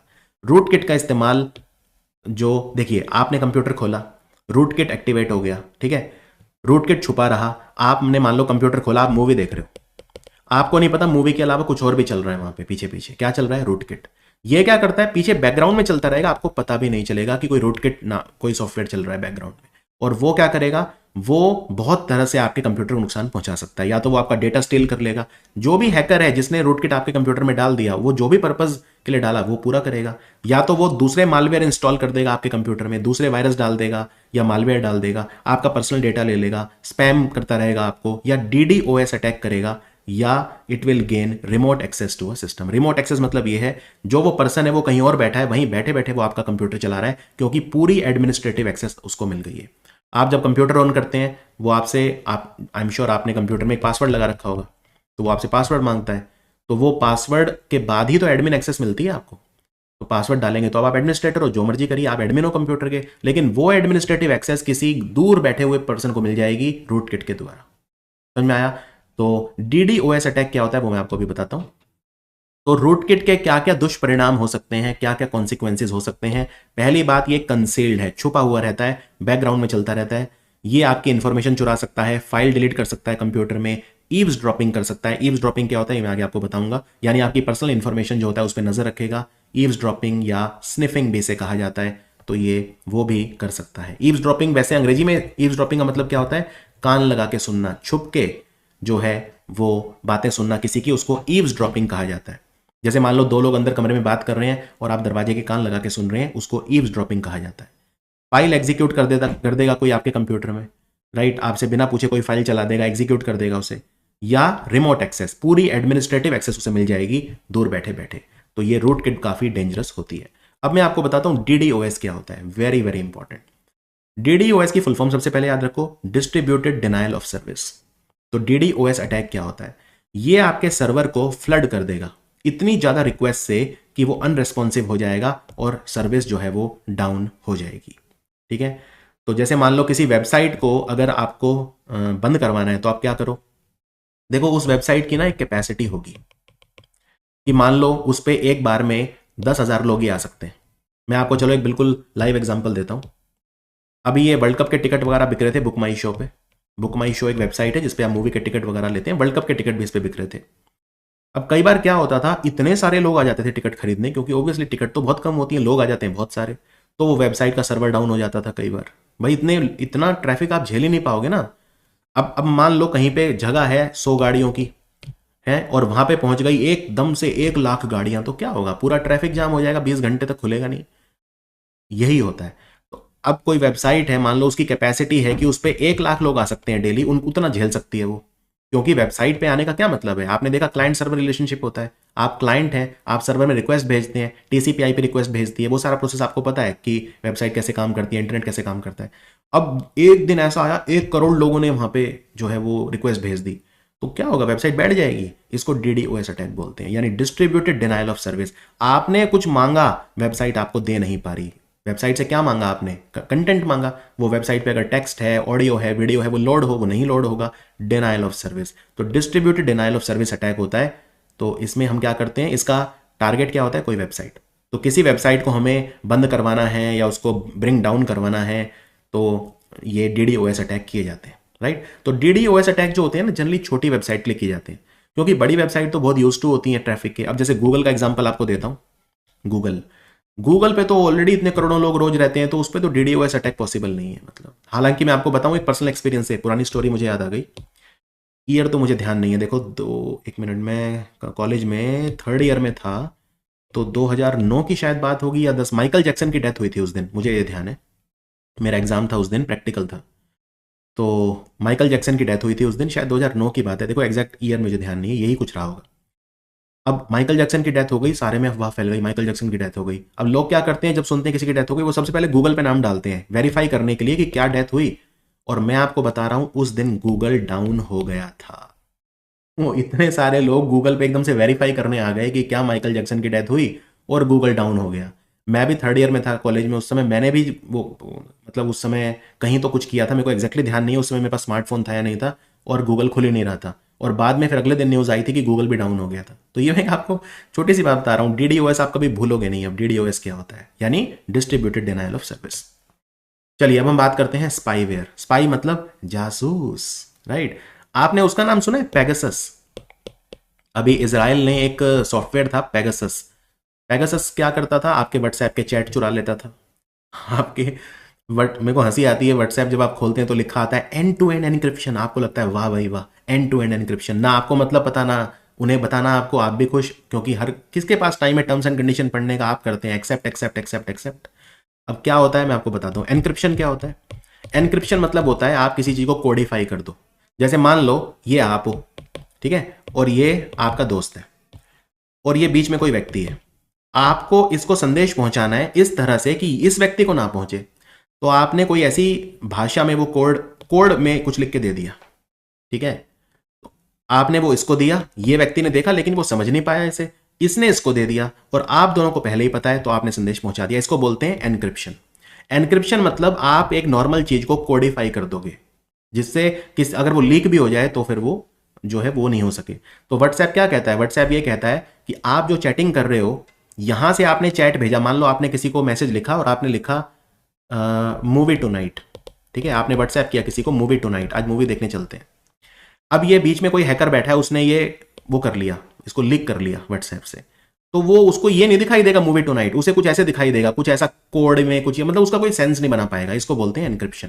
तो एनक्रिप्टेड चीज को क्या करना पड़ता है, डिक्रिप्ट करना पड़ता है। जैसे आप अगर किसी ताले में चाबी लगाते हो उसको लॉक करने के लिए तो अनलॉक करना पड़ता है, तो वैसे उसको डिक्रिप्ट करना पड़ता है, तभी वो समझ में आएगा। क्लियर? तो वो एनक्रिप्शन वगैरह सब ढकोसला है पेगासस ने तो मतलब स्नूपिंग के लिए यूज हो रहा था। मतलब ऐसे इल्ज़ाम लगे हमारी सरकार पे कि जो ओपोजिशन के जो मंत्री हैं, नेता हैं, उनकी वो गुप्त जो चैट वगैरह है व्हाट्सएप की और ये सब, ये पेगासस की मदद से चुरा रहे थे। तो वो क्या था, जासूसी, स्पाईवेयर। स्पाई मतलब होता है जासूस। इसराइल इसराइल से खरीदा था भारत सरकार ने, ऐसे इल्ज़ाम है, अभी कुछ प्रूवन तो है नहीं। तो स्पाईवेयर, समझ में आया? तो ये स्पाईवेयर एक ऐसा मालवेयर है जो आपकी सारी एक्टिविटी को ट्रैक करता है, आपका पूरा लॉग बिहेवियर ट्रैक करता है, राइट? तो उसे स्पाईवेयर बोलते हैं। आपके सिस्टम में स्पाई करने के काम आता है। आपके कन्वर्सेशन रिकॉर्ड कर लेगा, आप किसी से ऑडियो चैट वीडियो चैट कर रहे हैं वो रिकॉर्ड कर लेगा, आपकी ब्राउजिंग हैबिट, आप वेबसाइट पे क्या क्या खोल रहे हैं, कौन कौन सी वेबसाइट खोलते हैं आप ब्राउजर में, वो सारा देखेगा। आपका क्रेडिट कार्ड इंफॉर्मेशन भी चुरा लेगा, जरूरत पड़ने पे पासवर्ड चुरा लेगा, प्राइवेट डेटा चुरा लेगा की लॉगर की मदद से। की लॉगर क्या होता है? अब देखो, की लॉगर मतलब ये होता है, आप जो भी चीज कीबोर्ड के ऊपर, ये शब्द बना कीबोर्ड से, कीबोर्ड मतलब जो आप टाइपिंग के लिए यूज करते हो ना, कीबोर्ड, जो भी आप टाइप करोगे वो ये रिकॉर्ड करता रहेगा। अब मान लो आपका ईमेल है gaurav@studiiq.com और मान लेते हैं पासवर्ड है jasus1234@m2m, ये मेरा पासवर्ड है मान लेते हैं, ठीक है? अब मैंने ये टाइप करा है ना, पासवर्ड चाहे कुछ भी हो, एंटर कैसे करूंगा? एंटर मैं कैसे करूंगा? टाइप करूंगा कीबोर्ड पे, और जैसे ही कीबोर्ड पे टाइप किया, ये की लॉगर क्या करेगा, उसको रिकॉर्ड कर लेगा। तो मैंने कीबोर्ड पे जो भी चीज टाइप करी वो सारी की लॉगर रिकॉर्ड कर लेगा और उस पर्सन को दे देगा जिसने वो स्पाईवेयर डाला है। तो मैं कंप्यूटर में मैं टाइप क्या करूंगा, किसी को ईमेल कर रहा हूं वो टाइप करूंगा तो उसे पता चल जाएगा मेरा कम्युनिकेशन। मेरे सारे, किसी वेबसाइट पे शॉपिंग कर रहा हूं तो क्रेडिट कार्ड की इंफॉर्मेशन टाइप करूंगा वो पता चल जाएगा, पासवर्ड मेरा पता चल जाएगा उसे। जो भी मैं टाइप करूंगा, मेरी पर्सनल चैट अगर मैं कर रहा हूं, आजकल तो लोग व्हाट्सएप कंप्यूटर पे चला लेते हैं, तो वो सब पता चल जाएगा। तो ये काम स्पाईवेयर करता है। की लॉगर मतलब जो भी चीज आपने कीबोर्ड पे टाइप करी वो उसने रिकॉर्ड कर ली। समझ में आया? तो स्पाईवेयर में और वायरस में क्या फर्क होता है? अब ये चीजें बहुत आसान है। देखिए, वायरस क्या करता है, सेल्फ रेप्लिकेट करता है और उसे होस्ट चाहिए, है ना? तो स्पाईवेयर लेकिन सेल्फ रेप्लिकेट नहीं कर सकते। सिंपल एज दैट, है ना? दोनों ही नुकसान पहुंचाएंगे क्योंकि दोनों ही मालवेयर हैं, लेकिन स्पाईवेयर सेल्फ रेप्लिकेट नहीं कर सकते। क्या सिर्फ वायरस ही अकेला है जो सेल्फ रेप्लिकेट कर सकता है? नहीं, एक और चीज होती है, वो है कीड़ा यानी वर्म। वो आगे बात करेंगे उसके बारे में। तो स्पाईवेयर का एक एग्जांपल है पेगासस सॉफ्टवेयर। पेगासस ये इजराइल की कंपनी है, एनएसओ ग्रुप, उसने बनाया था। की लॉगर क्या होता है, समझ गए? की लॉगर, इसकी फुल फॉर्म है की स्ट्रोक लॉगर, यानी ये की लॉगर एक मॉनिटरिंग सॉफ्टवेयर या हार्डवेयर है जो डिजाइन इस तरह से किया जाता है कि वो चीज रिकॉर्ड करेगा जो आप टाइप करोगे, राइट करोगे, ठीक है? तो इससे हैकर को आपका सब कुछ ट्रैक करना इजी हो जाएगा। जो भी आपने चीज टाइप करी, user name, password, credit card number, verification code, OTP वगैरह, चैट हिस्ट्री, सब उनको मिल जाएगा बैठे बैठे। अब हम बात करते हैं कीड़ा यानी वर्म। तो वायरस में और वर्म में क्या फर्क होता है? वर्म भी सेल्फ रेप्लिकेट करता है, यानी कि अपनी कॉपीज बनाता रहता है। जैसे आप ऐसे इमेजिन करो, देखो असली में कीड़ा नहीं है ऑब्वियसली, ये एक मालवेयर है, लेकिन वो वर्म, आप कभी भी कीड़ों को देखना, आप कभी भी ना 5 कीड़ों को छोड़ दो, आप 10 दिन बाद देखना उनकी संख्या 50 हो चुकी होगी। कीड़े बहुत जल्दी जल्दी प्रजनन करके अपनी संख्या बढ़ाते हैं, राइट? तो ये वर्म भी अपने आप को सेल्फ रेप्लिकेट करता है, यानी अपनी कॉपी बनाता रहता है और स्प्रेड होता रहता है over network. Is that understood? लेकिन अब मैं पूछूं, वर्म में और वायरस में क्या फर्क है? भाई दोनों ही सेल्फ रेप्लिकेट करते हैं, दोनों ही मालवेयर हैं, दोनों ही नुकसान पहुंचाते हैं। तो दूसरे वाले डिफरेंस पे आ जाओ। वायरस को क्या चाहिए? होस्ट चाहिए, लेकिन वर्म को कोई होस्ट नहीं चाहिए। समझ में आ गया? वायरस को एक होस्ट चाहिए, वायरस को हमेशा एक लेजिटिमेट फाइल चाहिए जिसके अंदर वो रहेगा या जिसके को पकड़ के रखेगा। यानी वायरस बिना फाइल के या किसी भी प्रोग्राम के एग्जिस्ट नहीं कर सकता, अकेला एग्जिस्ट नहीं कर सकता, वो किसी चीज के साथ अटैच रहेगा, जैसे नॉर्मल वायरस होता है। मैंने आपको बताया था, आपके कमरे में कोई वायरस नहीं है, बिल्कुल मत घबराओ। हाँ, बैक्टीरिया तो लाखों करोड़ों होंगे, लेकिन वायरस नहीं खुले में ऐसे घूम सकता। वायरस हमेशा किसी चीज के अंदर रहता है। तो वॉर्म में और वायरस में क्या फर्क होता है? वॉर्म को होस्ट नहीं चाहिए, वायरस को होस्ट चाहिए। तो वॉर्म अपने आप को स्प्रेड कर सकता है, सेल्फ रेप्लिकेट कर सकता है इवन विदाउट अ होस्ट। समझ में आया? अच्छा, अब वॉर्म की फुल फॉर्म भी होती है। वायरस की फुल फॉर्म मैंने आपको बताई थी ना। वॉर्म की फुल फॉर्म है write once read many. Write once read many, ये एमसीक्यू क्वेश्चन है। और सबसे पहला वॉर्म कौन सा था जो डिस्कवर हुआ था? उसका नाम था द मॉरिस वॉर्म। 1988 में वो डिस्कवर हुआ था। एक और वॉर्म बहुत मशहूर है जिसका नाम था आई लव यू। ये आया था 2000 में, सन 2000 में। आई लव यू नाम का वॉर्म, और इसने इतने कंप्यूटर्स की वाट लगाई, आप देख सकते हैं। 10 मिलियन, 10 मिलियन मतलब होता है 1 करोड़। 1 करोड़ विंडोज वाले कंप्यूटर की इसने जो है बैंड बजा दी थी। इसने उसको तबाह कर दिया, बर्बाद कर दिया था। ये एक व्यक्ति ने बनाया था, फिलीपींस का लड़का था, सिर्फ 24 साल का। इसका नाम था ओनल डे गुजमान। उसने ये बनाया था। तो ये हो सकता है शायद एमसीक्यू पूछ लें, नॉट श्योर। लेकिन क्योंकि इतना ज्यादा लोकप्रिय था ये आई लव यू, उस समय तबाही इसने जो मचाई थी, जैसे वानाक्राई ने जो हालत करी थी ना, असली में आंसू वो रैंसमवेयर था जो वानाक्राई, उसने जो हालत करी थी वही हालत आई लव यू ने करी थी सन 2000 में। 1 करोड़ कंप्यूटर में फैल गया था। आप सोचिए क्या स्पीड रही होगी। अब हम बात करते हैं ट्रोजन हॉर्स। ये बहुत आसान है। देखो, ट्रोजन हॉर्स के पीछे एक बहुत लंबी कहानी है, लेकिन बड़े शॉर्ट में बता देता हूं। इनफैक्ट एक मूवी आई थी द ट्रॉय, उसमें भी उसका वर्णन है ट्रोजन हॉर्स का। देखो, ट्रोजन हॉर्स है छुपा हुआ। ये बेसिकली क्या है ना, जैसे एक राजा था तो युद्ध चल रहा था। आप ऐसे सोचिए, ये एक किला है, इस किले में ये राजा बैठा है, और ये दूसरा राजा है जिसकी सेना बाहर है और ये इस पर अटैक कर रहा है। लेकिन ये जीत ही नहीं पा रहा, किले के अंदर जा ही नहीं पा रहा, किले को भेद नहीं पा रहा। तो इसने क्या वो बनाई, इसने कहा मैं आपसे दोस्ती करना चाहता हूं और मैं आपको एक गिफ्ट देना चाहता हूं। तो इस राजा ने कहा हाँ जी, भेज दीजिए गिफ्ट। उसने गिफ्ट में क्या भेजा? उसने लकड़ी के घोड़े भेजे। लकड़ी के बड़े बड़े घोड़े गिफ्ट के तौर पे। ये मेरी तरफ से हस्तशिल्प, हाथों से बनाए हुए बढ़िया लकड़ी के बड़े बड़े घोड़े। और उन घोड़ों के अंदर क्या छुपा दिए? अपने सैनिक। अब जब ये बड़े बड़े घोड़े लकड़ी के अंदर गए, किले के अंदर, वहां सैनिक निकल गए। उन सैनिकों ने जो है किला भेद दिया, राजा को मार दिया, जंग जीत ली। ये कहानी है इसकी। इसलिए इसे क्या बोलते हैं? Trojan horse. यानी अब ये जो लकड़ी के घोड़े थे, ये कैसे लग रहे थे? ये तो बिल्कुल हार्मलेस लग रहे थे। तो हार्मलेस चीज में जब हार्मफुल चीज छुपा के भेज दोगे तो ट्रोजन है वो। समझ में आया आपको? ये दिखता कैसा है? बिल्कुल हार्मलेस नहीं, मैं तो बिल्कुल हार्मलेस हूं, मैं तो कोई नुकसान नहीं पहुंचाऊंगा, बिल्कुल हार्मलेस, बट उसके अंदर सैनिक छुपे हैं। तो वो होता है ट्रोजन हॉर्स। इसकी कहानी एक्चुअल में यही है ट्रोजन हॉर्स की, इसलिए इसे ट्रोजन हॉर्स कहा जाता है, ट्रोजन हॉर्स। तो ये कहानी है। आप एक मूवी देखेंगे द ट्रॉय, उसमें भी इस कहानी का जिक्र है। तो ट्रोजन हॉर्स जो होता है, ये एक तरह का मालवेयर होता है। कई बार हम इसे ट्रोजन हॉर्स वायरस भी बोल देते हैं। तो लेकिन ये एक तरह का मालवेयर होता है जो क्या करता है, आपके कंप्यूटर में डाउनलोड हो जाएगा disguised as a legitimate program. यानी आपके कंप्यूटर में जब डाउनलोड होगा तो आपको लगेगा बिल्कुल ये तो हार्मलेस है, लेजिटिमेट चीज है, एकदम एकदम एकदम वैध चीज है, एकदम बढ़िया ऑफिशियल चीज है, कोई लेजिटिमेट प्रोग्राम है, एकदम हार्मलेस है, लेकिन वो छुपा हुआ है। डिसगाइज मतलब छुपा हुआ। समझ में आया? तो ट्रोजन हॉर्स उसे कहा जाता है। और वायरस जो होता है वो अपने आप को रेप्लिकेट करता है। वॉर्म अपने आप को रेप्लिकेट करता है। ट्रोजन हॉर्स रेप्लिकेट नहीं कर सकता। समझ में आया? तो ये कुछ एमसीक्यू के लिए ये चीजें हैं कि इनमें पूछ लें, इनमें से कौन सी अच्छी चीज है जो अपने आप को रेप्लिकेट नहीं कर सकती। रेप्लिकेट मतलब क्या? अपनी कॉपी नहीं बना सकती।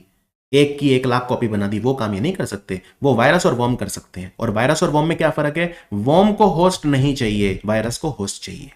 Understood now? Crystal clear? Virus, worm और ट्रोजन हॉर्स में क्या फर्क होता है? तो ये है ट्रोजन हॉर्स आपका। तो ट्रोजन हॉर्स कैसे फैलता है? कैसे भी आ सकता है। आपके पास कोई ईमेल आ गया, उसमें आपको लगा यार कोई बहुत सही चीज है। मान लो मैंने आपको, ध्यान से सुनना, मान लो मैंने आपको पता है मेरी ईमेल है gaurav@studyIQ.com। ये आप सबको पता है, ठीक है। अब किसी व्यक्ति ने क्या प्लान बनाया, यार इसका मिसयूज करते हैं। कैसे? उसने एक वेबसाइट का डोमेन खरीद लिया और उसका नाम रख दिया studyIIQ.com, और उस पर फिर उसने अपना ईमेल बना लिया। ईमेल बन गया gaurav@studyIIQ.com। अब वो 2 आई एक साथ हैं, वो आपको एकदम से नजर नहीं आएंगे। आपको लगेगा हाँ gaurav@studyIQ.com से ही आया है। उसने क्या करा, सब्जेक्ट लाइन में लिख दिया PDF of 1 year current affair. आप खुश हो गए, अरे वाह, गौरव सर ने 1 साल का करंट अफेयर PDF भेजा। आप एकदम जो है मस्त, आपने ईमेल खोला, करो डाउनलोड, आपने कर लिया। यानी वो कैसा दिख रहा था आपको? एकदम लेजिटिमेट लुकिंग ईमेल दिख रहा था। आपके पास कहाँ इतना टाइम है आप चेक करोगे गौरव@study। अच्छा, 2 आई हैं इसमें, मिलता जुलता है? नहीं नहीं नहीं, आपने वो डाउनलोड कर लिया, उसमें छुपा दिया वायरस, वो वायरस आपके कंप्यूटर में आ गया। तो क्या है वो? ट्रोजन हॉर्स है। दिख कैसा रहा था? एकदम लेजिटिमेट, हार्मलेस, आ गया कंप्यूटर में, और बस जब वो कंप्यूटर में आया, आपने वो मलिशियस फाइल डाउनलोड कर ली, अब उसमें जो मर्जी छुपा दो। समझ में आया? तो ट्रोजन हॉर्स जो होता है ना, वो आपके किले को भेद देता है, और उसके बाद फिर बाकी वायरस या बाकी मालवेयर को आपके कंप्यूटर में पहुंचाना आसान हो जाता है। जैसे जब वो सैनिक अंदर गए घोड़ों में बैठ के, उन्होंने क्या किया? दूसरे सैनिकों को कहा आ जाओ। तो ट्रोजन हॉर्स ने आपका किला एक बार भेद दिया, उसके बाद बाकी सबको बुला लो। अब बात करते हैं रेट्रो वायरस। अब किसी ने दिमाग ये लगाया कि कंप्यूटर में अगर एंटीवायरस है तो मैं तो वायरस पहुंचा ही नहीं पाऊंगा, क्या कोई ऐसा वायरस बना सकता हूं जो एंटीवायरस को ही मार दे? देखिए, जो ये खुराफाती दिमाग होते हैं ना, जो क्रिमिनल माइंड वाले लोग होते हैं, इनका दिमाग की कोई सीमा नहीं होती। उसको रेट्रोवायरस नाम दिया गया। तो रेट्रोवायरस क्या होता है? रेट्रोवायरस मतलब एक ऐसा वायरस जो एंटीवायरस है। समझ गए? एंटीवायरस क्या होता है? जो वायरस को मारे, और जो एंटीवायरस को मारे यानी एंटीवायरस, उसको बोलते हैं रेट्रोवायरस। Is that understood? चलिए, अब एक वर्ड होता है ट्रैपडोर या बैकडोर। बैकडोर या ट्रैपडोर मतलब, इसको पहले मैं एक एग्जांपल से समझाता हूं, तब आप समझोगे। आपका ये घर है, आप उसके स्वामी हैं, मतलब आप उसके मालिक हैं। अब घर में एक सीक्रेट द्वार आपने छोड़ रखा है, सीक्रेट रास्ता जो सिर्फ आपको पता है और आपकी पत्नी को पता है, और किसी को नहीं पता। और वो आपने सीक्रेट रास्ता क्यों वो किया, क्यों आपने वो छोड़ा? कि भाई कल को घर में मान लो कोई दिक्कत हो जाए, आग लग जाए या चोर आ जाए, हमें भागना हो, तो आपने अपना जो कमरे कमरे बहुत सारे हैं घर में, एक कमरे के कहीं नीचे से आपने एक सुरंग बना ली बाहर तक की। ठीक है? और ये आपकी हेल्प करने के लिए आपने बनाई थी कि भाई कभी आग लग जाए घर में तो यहां से भाग जाएंगे। जैसे वो हुआ था ना महाभारत में, वो लाक्षा ग्रह हुआ था, वो पांडवों को आग लगा दी थी वो घर में, और वो भाग गए थे, और वो सब उसी तरह का कुछ। तो आपने घर में एक सुरंग बना रखी है छोटी सी, कि जरूरत पड़े तो भाग जाएंगे। यानी आपका पर्पस क्या था इसको बनाने का? आपका पर्पस ये था, एक बैकडोर हमारे पास होना चाहिए, एक सुरंग या कुछ ऐसा बना दिया। लेकिन किसी को पता चल गया, किसी चोर को पता चल गया, अच्छा ऐसा है, तो वो चोर इसका गलत इस्तेमाल कर सकता है ना, और आपके घर तक पहुंच सकता है। आप घर से बाहर गए, आप तो ताले वाले लगा के मस्त एकदम चले गए, आपको था कि भाई हम सिक्योर हैं, आप मूवी देखने चले गए, वापस आए तो घर का सामान गायब। क्या किया उसने? उसको पता चल गया इसका रास्ता क्या है अंदर का, और वो वहां से आया और उसने चोरी कर ली। तो ट्रैप डोर या बैकडोर किसे कहते हैं? कई बार कोई प्रोग्राम है, सॉफ्टवेयर है, ऐप है, अलग अलग नाम होते हैं, उसको बनाने वाला जो डिजाइनर है, ध्यान से सुनिए, जिसने वेब डेवलपर, ऐप डेवलपर, ये जो लोग होते हैं ना, ऐप डेवलपर, इंजीनियर वगैरह जो होते हैं, उन्होंने क्या किया? कोई एक लूप होल छोड़ दिया उसमें, कि कल को कोई दिक्कत आती है ऐप में, उसमें तो ये है, हम इजी एक्सेस ऐप में ले लेंगे और उसको हम वो कर सकते हैं। मान लो ऐप हैक हो गई, अब हैक हो गई तो आप सीधे सीधे ऐप में नहीं घुस पाओगे, तो एक होल छोड़ दिया कि भाई यहां से हम जो है वो कर सकते हैं, या कुछ और दिक्कत हो गई। तो ये एक सीक्रेट एंट्री पॉइंट है आपके प्रोग्राम में या ऐप में या सॉफ्टवेयर में, जो सिर्फ डिजाइनर को पता है, जो जिसने वो ऐप डेवलपर है उसे पता है कि कल को अगर कोई सिक्योरिटी इशू हो जाता है तो हम जो है उसका इस्तेमाल कर लेंगे, उस बैकडोर से या ट्रैप डोर से हम अंदर घुस जाएंगे ऐप में। यानी नॉर्मल ऑथेंटिकेशन मेथड जो हैं उनको बाईपास कर लेंगे। लेकिन हुआ क्या? हुआ ये कि आपका जो हैकर है ना, उसको पता चल गया और वो आपके उसमें घुस गया, और आपका सारा का सारा साइबर सिक्योरिटी ब्रेक हो गया। तो उसे ट्रैप डोर या बैक डोर कहा जाता है। तो ट्रैप डोर या बैक डोर क्या होता है? आप जब एक लूप होल अपने प्रोग्राम में छोड़ देते हैं, जानबूझ के, डिजाइनर ने जानबूझ के एक वो कमी छोड़ी जिससे वो उसमें ऐप में कंट्रोल कर सके जरूरत पड़ने पे, लेकिन वो किसी को पता चल गया, तो हैकर जो होते हैं ना, वो सबसे पहले यही सब देखते हैं कि ट्रैप डोर या बैक डोर, कैसे मैं उस ऐप में घुसूं, कैसे मैं उसकी ऐप बर्बाद करूं, कंपनी बर्बाद करूं, वो यही सब कमियां ढूंढते हैं। क्लियर? अब हैकर हैकर में जब से वीडियो स्टार्ट हुआ है, हैकर हैकर हैकर कर रहा हूं, ये हैकर होता क्या है? हैकर मतलब सिंपल, कोई भी आपकी अनुमति के बिना आपके कंप्यूटर में घुस गया उसको हैकर कहते हैं। Who breaks into your system. Break into मतलब होता है जबरदस्ती घुस जाना, किसी के घर में आप ब्रेक इन कर जाते हैं, तो he will break into a computer system. तो हैकिंग के बहुत सारे रीजन हो सकते हैं। वो आपके कंप्यूटर में क्यों घुसा? या तो वो मालवेयर को इंस्टॉल कर देगा, आपका डेटा चुरा लेगा, आपकी सर्विस डिसरप्ट कर लेगा, वो कुछ भी कर सकता है। लेकिन ध्यान रखिए, एथिकल रीजन की वजह से भी हैकिंग होती है। मान लो भारत सरकार को ये शक है कि कोई व्यक्ति है, मान लो कोई इसरो का साइंटिस्ट है, अभी पकड़ा गया था ना डीआरडीओ का साइंटिस्ट, वो हमारे सीक्रेट लीक कर रहा है पाकिस्तान को, तो वो क्या करेंगे, वो डीआरडीओ के इस साइंटिस्ट के कंप्यूटर में हैकर को, अपने जो भारत सरकार के हैकर हैं, जो सर्ट इन सुना है आपने, कंप्यूटर इमरजेंसी रिस्पॉन्स टीम, हमारा मिनिस्ट्री ऑफ इलेक्ट्रॉनिक्स आईटी जो है, ये सब आपने सुने होंगे, तो उनको जो हमारी भारत सरकार के हैकर हैं हाई लेवल के, उनको कहेंगे इस कंप्यूटर के इस ये जो डीआरडीओ का साइंटिस्ट है, इसके कंप्यूटर में घुस जाओ और देखो क्या कर रहा है ये। तो वो एथिकल हैकिंग है, आप राष्ट्र सुरक्षा के लिए जो है वो कर रहे हो, एथिकल रीजंस की वजह से भी हैकिंग होती है, ऐसी बात नहीं है। तो हैकर 3 तरह के होते हैं, ये एमसीक्यू है। सबसे पहला होता है व्हाइट हैट हैकर, सफेद टोपी वाला हैकर, जिसको एथिकल हैकर बोलते हैं। ठीक है, वैसे भी देखिए सफेद रंग हमेशा अच्छी चीजों के लिए यूज होता है। तो व्हाइट हैट हैकर जो होता है या एथिकल हैकर होता है, ये क्या करते हैं, ये भी आपके कंप्यूटर में घुसेंगे, लेकिन ये ऑर्गेनाइजेशंस की हेल्प करने के लिए, जिससे उनकी सिक्योरिटी मजबूत हो। मान लो आपको ये चेक करना है, आपको हायर किया स्टडी आईक्यू ने, आप एक इंजीनियर हो, मैंने कहा चेक करो कि भाई ये स्टडी आईक्यू की सिक्योरिटी अच्छी है कि नहीं, तो वो क्या करेगा, वो भी हैक करने की कोशिश करेगा, तो वो एथिकल हैकर है, वो आपके ऑर्गेनाइजेशन को और मजबूत बना रहा है, आपकी कमियां ढूंढ रहा है, तो व्हाइट हैट हैकर उसे बोलते हैं। दूसरा होता है काली टोपी वाला हैकर, यानी ब्लैक हैट हैकर। ये क्या करेगा, इसकी हमेशा गंदी नियत होगी, मलिशियस इंटेंट होगी, ये मोटिवेटेड होगा मलिशियस इंटेंट से, ये आपके सिस्टम में घुस जाएगा बिना आपकी परमिशन के, आपके सिस्टम को हैक कर लेगा, वो भी इलीगली। एक होता है ग्रे हैट वाला, यानी सलेटी टोपी वाला हैकर, ये बीच में है, ना तो ये पूरा व्हाइट है और ना ये पूरा ब्लैक है। हाँ, इसके इंटेंशन खराब नहीं है, ठीक है, ये ब्लैक हैट वाले हैकर के साथ आपका डेटा शेयर नहीं करेगा, लेकिन हैकिंग ये कर लेगा, और हैकिंग तो देखिए इलीगली करेगा ये ऑब्वियसली, ठीक है, आपसे पूछ के नहीं करेगा। व्हाइट हैट वाला हैकर आपसे पूछ के हैकिंग करेगा, लेकिन जो ग्रे हैट वाला है वो आपसे पूछ के तो नहीं करेगा। तो ये कुछ बीच में है, इरादे बुरे नहीं है, लेकिन हैकिंग तो करी ना इसने। तो 3 तरह के हैकर होते हैं, और तीनों में कोई भी एमसीक्यू में आ सकता है। अब हम बात करते हैं स्पूफिंग। स्पूफिंग क्या होती है, तो देखिए 2 वर्ड आप सुनेंगे और दोनों बहुत बच्चों को पता नहीं क्यों कंफ्यूजिंग लगते हैं, और मुझे तो बहुत ईजी लगते हैं, स्पूफिंग और फिशिंग। फिशिंग मतलब क्या, ये फिशिंग शब्द वहीं से आया, फिशिंग से मछली पकड़ना, समुद्र में से जैसे मछली निकालते हैं ना पकड़ के कांटा डाल के मछली, तो वो फिशिंग, वैसे ही आपके कंप्यूटर से सेंसिटिव डेटा निकालना। अब आप कभी एमसीक्यू में गलत नहीं करेंगे, ठीक है। मान लो क्वेश्चन आ गया, आपके कंप्यूटर से स्टील करना है डेटा, आपका क्रेडिट कार्ड इंफॉर्मेशन, पासवर्ड, ये उसे क्या बोलते हैं, स्पूफिंग या फिशिंग। हो गया, फिशिंग आंसर है, खत्म वहीं पे। फिशिंग स्पेलिंग का ही तो फर्क है। क्लियर हुआ क्या फर्क होता है, तो आइए देखते हैं दोनों में क्या फर्क होता है।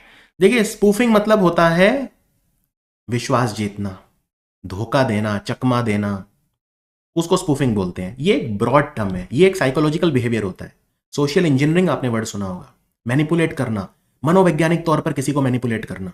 तो स्पूफिंग एक बहुत ही ब्रॉड टर्म होता है, यानी एक ऐसा बिहेवियर जिसमें एक साइबर क्रिमिनल क्या करता है, अपने आप को ऐसे दिखाता है कि बहुत ही ट्रस्टेड पर्सन है वो, और उसका नियत क्या है, बस आपके डिवाइस में घुस जाएं, बस इसको स्पूफिंग बोलते हैं। हाँ, अब घुस गए, घुस के इंफॉर्मेशन निकालेंगे, उसे फिशिंग बोलते हैं। मछली पकड़ना समुद्र में से, चीजें निकालना, डेटा निकालना, आपका गुप्त डेटा निकालना, प्राइवेट डेटा निकालना, सेंसिटिव डेटा निकालना, वो फिशिंग है। स्पूफिंग क्या है, घुस जाना सिस्टम में, चकमा देके घुस गए बस अंदर, उसको स्पूफिंग बोलते हैं। यानी स्पूफिंग का अगला स्टेप होता है फिशिंग। स्पूफिंग, पहले स्पूफिंग करोगे, क्योंकि स्पूफिंग अगर नहीं करोगे तो फिशिंग कैसे करोगे, जब आप सिस्टम में घुस ही नहीं पाए, चकमा नहीं दे पाए, तो फिशिंग कैसे करोगे। तो पहला स्टेप होता है स्पूफिंग, और दूसरा स्टेप होता है फिशिंग। तो अब मैं बताता हूं स्पूफिंग क्या होता है, कितने तरह का स्पूफिंग होता है, आपको बहुत ब्यूटीफुल एग्जांपल भी मैं दूंगा।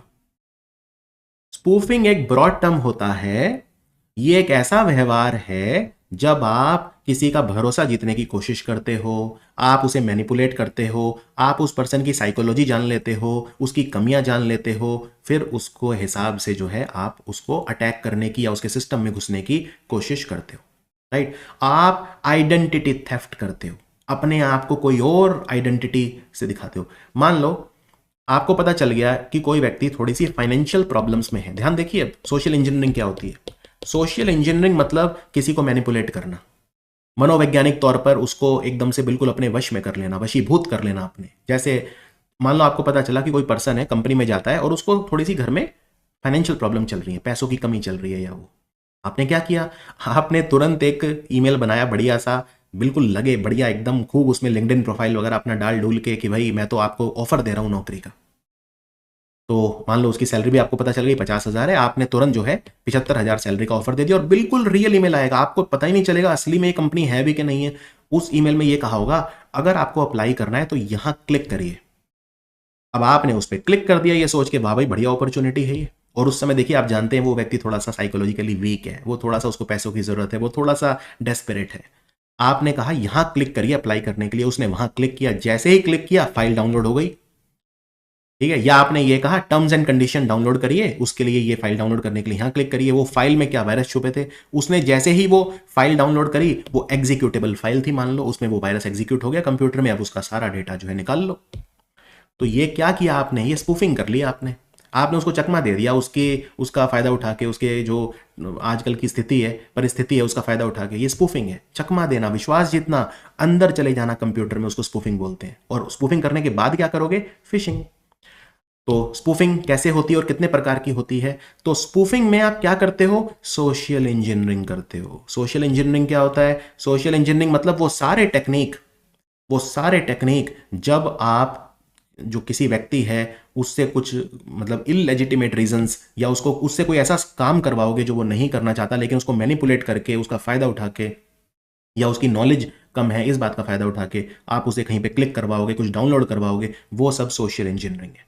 तो स्पूफिंग करने के लिए सोशल इंजीनियरिंग करनी पड़ती है, साइकोलॉजिकली मनोवैज्ञानिक तौर पर मैनिपुलेट करना पड़ता है लोगों को, राइट। जो विक्टिम है आपके उनको आप मैनिपुलेट करोगे, आपको पता चल जाएगा कि वो फियर, ग्रीड या लैक ऑफ टेक्निकल नॉलेज है, तो मैं इसका फायदा आराम से उठा सकता हूं।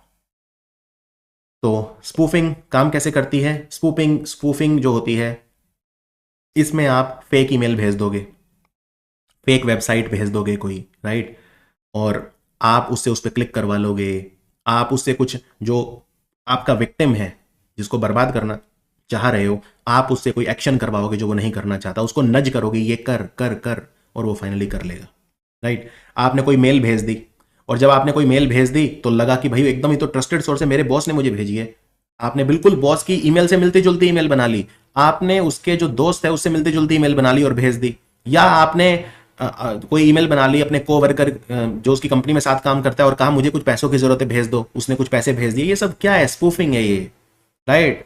तो जो स्पूफर होते हैं, जो स्पूफिंग करते हैं, उन्हें पता होता है कैसे पर्सन को मैनिपुलेट करना है, साइकोलॉजिकली कैसे उसे तोड़ना है, कैसे मनोवैज्ञानिक तौर पर उसे धोखा देना है, चकमा देना है। तो चकमा देने को या धोखा देने को स्पूफिंग कहते हैं। और जब एक बार स्पूफिंग कर ली, घुस गए ना सिस्टम में, अब दे दिया ना चकमा, फिर क्या करोगे, फिर वही सब मालवेयर घुसा दो कंप्यूटर में, अब एंट्री तो मिल गई, अब जितने मर्जी वायरस डालो, उसको अनऑथराइज नेटवर्क एक्सेस कंट्रोल ले लो, एडमिनिस्ट्रेटिव एक्सेस ले लो, जो भी करना है करो, राइट। रैंसमवेयर अटैक कर दो कंप्यूटर के ऊपर। चलिए अब हम देखते हैं स्पूफिंग कितने तरह की होती है। तो स्पूफिंग बहुत तरह से हो सकती है, सबसे कॉमन होती है ईमेल के थ्रू, और मैं आपको एग्जांपल दिखाऊंगा, वेबसाइट के थ्रू स्पूफिंग होती है, फोन कॉल्स के थ्रू भी होती है, राइट। तो या फिर थोड़ी टेक्निकल चीजें हैं जैसे आईपी एड्रेस स्पूफिंग होती है, एड्रेस रेजोल्यूशन प्रोटोकॉल यानी एआरपी स्पूफिंग होती है, domain name system DNS server की स्पूफिंग होती है, वगैरह वगैरह। तो अब मैं जैसे ईमेल स्पूफिंग का आपको एग्जांपल देता हूं। ईमेल पे कैसे चकमा दिया जाता है, ये ईमेल आया आपके पास कि आप जो है पेपैल के कस्टमर हैं। पेपैल एक वेबसाइट है पैसा ट्रांसफर करने के लिए, मैंने भी काफी यूज किया है पेपैल। ये जनरली फॉरेन उसके लिए यूज होता है, ट्रांजेक्शन के लिए। विदेश में आपको थोड़ा बहुत कहीं वेबसाइट पे करना है आपको, तो अपना क्रेडिट कार्ड नंबर आप नहीं डालना चाहते तो पेपैल की आईडी बना के उस पर अपना क्रेडिट कार्ड नंबर डाल लो, फिर पेपैल की आईडी से आप लॉगिन करके पेमेंट कर सकते हो। तो पेपैल ने आपको कहा, हमारे कस्टमर, ये ईमेल भेजा है उसने पेपैल ने आपको कि पेपैल जो है उसने ये देखा कि आपका अकाउंट कॉम्प्रोमाइज हो गया है, अपने अकाउंट को ठीक करने के लिए यहां पे क्लिक करिए। आपने चेक ही नहीं करा, ये बिल्कुल असली ईमेल लग रहा है कि जैसे पेपैल ने भेजा है, कितना प्रोफेशनल ईमेल है, लेकिन देखिए ये कुछ फेक ईमेल बना दी, service@intelonline. जो भी कुछ बना दिया ऐसे ही। आपने इस पर क्लिक करा, बस हो गया काम। समझ में आया आपको। और कंप्यूटर में मान लो आपके एंटीवायरस भी ना हो तो ये दिक्कतें बढ़ सकती हैं। ऐसे ही लिंक्डइन से आपको एक मेल आया, ये भी कोई फर्जी ईमेल से आया है लेकिन बिल्कुल प्रोफेशनल लग रहा है। देखिए उसने कहा कि लिंक्डइन जो आपका अकाउंट है वो हमें लग रहा है कि किसी ने कॉम्प्रोमाइज कर दिया, तो आप ये सिक्योरिटी चैलेंज पूरा करो। उसको पूरा करने के लिए यहां क्लिक करो। जब आप यहां क्लिक करेंगे तो वो आपको एक फेक लिंक्डइन वेबसाइट पे ले जाएगा, वो बिल्कुल लिंक्डइन जैसी दिखेगी। हो सकता है वो ऐसे हो कि भाई लिंक्ड IIN कुछ ऐसे बना दिया, मिलता जुलता नाम, ऊपर URL। और वैसे भी देखिए जब आप वेबसाइट पे गए, आपको मान लीजिए टेक्निकल नॉलेज तो है नहीं, तो आपको लगा रही है तो लिंक्डइन ही है बिल्कुल, और आपने उस पर अपनी आईडी भी डाल दी, पासवर्ड भी डाल दिया। अब तो वो जिसने फेक वेबसाइट बनाई उसे वैसे ही पता चल गया आपके सिस्टम में कैसे घुसना है, उसको आपका आईडी पासवर्ड तक पता चल गया। वो आपके असली लिंक्डइन अकाउंट पे जाके पता नहीं क्या क्या कर देगा। और जनरली क्या होता है, कई लोगों का पासवर्ड भी सेम होता है हर चीज पे। वही पासवर्ड उनका बैंक अकाउंट का है, वही पासवर्ड ईमेल का है, क्योंकि कौन इतना झंझट करे 10 पासवर्ड याद करे। तो कई लोग क्या करते हैं, सेम ही पासवर्ड रखते हैं हर चीज का। लो जी, बैंक अकाउंट का भी पासवर्ड मिल गया अब तो ये स्पूफिंग है। ये देखिए, ये एक आया अमेजोन की तरफ से कि आपका अमेजोन अकाउंट काम नहीं कर रहा है, बिलिंग इशू है, तो अपनी पेमेंट इन्फॉर्मेशन डाल दो। अब आपने कहा अरे वाह वाह, अमेजोन पे मैं खरीद नहीं पाऊंगा, क्रेडिट कार्ड इन्फॉर्मेशन डाल देता हूं। चलो इस पे क्लिक करके क्रेडिट कार्ड इन्फॉर्मेशन डाल दी, पता चला फेक अमेजोन की वेबसाइट थी, क्रेडिट कार्ड इन्फॉर्मेशन आपने दे दी, वो उससे ऑनलाइन शॉपिंग कर लेगा। इवन मैं आपको बताऊं, अभी 2 हफ्ते पहले मेरा नेटफ्लिक्स अकाउंट हैक हो गया था। मेरा अपना खुद का पर्सनल नेटफ्लिक्स अकाउंट किसी ने कहीं क्यूबा वगैरह, पता नहीं कहाँ, अर्जेंटीना वगैरह कहाँ से हैक करा था, और मेरा नेटफ्लिक्स अकाउंट हैक था। और बड़ी मुश्किल से मैंने कैसे उसको रिकवर करा है वो मेरा दिल जानता है। वो तो अच्छी बात है, मेरे पासवर्ड वगैरह डिफरेंट हैं हर उस पर, मुझे नॉलेज है साइबर सिक्योरिटी की। अब वेबसाइट स्पूफिंग भी होती है, वेबसाइट पे कर लो वही काम, ईमेल भेज रहे हो मिलते जुलते, या वो वेबसाइट पे कर लो वो काम। जैसे फॉर एग्जांपल ये देखो, ये किसी ने आपको लिंक भेजा कि अमेजोन पे डिस्काउंट चल रहा है 50%, यहीं पे तुरंत क्लिक करके अभी ले लो। आपने क्लिक कर दिया और अमेजोन खुल भी गया, लेकिन ध्यान से देखो ये अमेजोन नहीं है, amazonx.com कुछ ऐसे बना दिया मिलता जुलता नाम। अब आप इस पे आए, अरे भाई तो बिल्कुल अमेजोन है, आपने अपना ईमेल डाल दिया, पासवर्ड डाल दिया, और आपने शॉपिंग भी कर ली, पेमेंट भी कर दी 50% ऑफ पे, घर कुछ आया नहीं, 2 हफ्ते बाद आपने देखा भाई क्या हो गया मेरे साथ। तो ये सब भी होता है। डीएनएस स्पूफिंग होती है। ये थोड़ी टेक्निकल चीज हो गई, लेकिन चलो बता देता हूँ क्योंकि आगे काम आएगी आपको, स्निफिंग वगैरह जब समझोगे आप। डायग्राम के थ्रू समझा देता हूँ शॉर्ट में। जैसे आप ये बैठे हो घर में आराम से, आपने कोई वेबसाइट की रिक्वेस्ट डाली। मान लीजिए आपको कोई वेबसाइट खोलनी है, ठीक है, वेबसाइट का नाम है, मान लेते हैं, चलिए यही ले लेते हैं, बुक माई शो। आपको कोई bookmyshow.com, आपने रिक्वेस्ट डाली, रिक्वेस्ट ही डालोगे, टीसीपी आईपी रिक्वेस्ट जाएगी और वो ट्रांसफर कंट्रोल प्रोटोकॉल वो सब आपको पता है। अब आप वेबसाइट का जो सर्वर है उससे क्या मांग रहे हो, कंटेंट, भाई वेबसाइट खोलो मेरी। बीच में एक हैकर बैठ गया।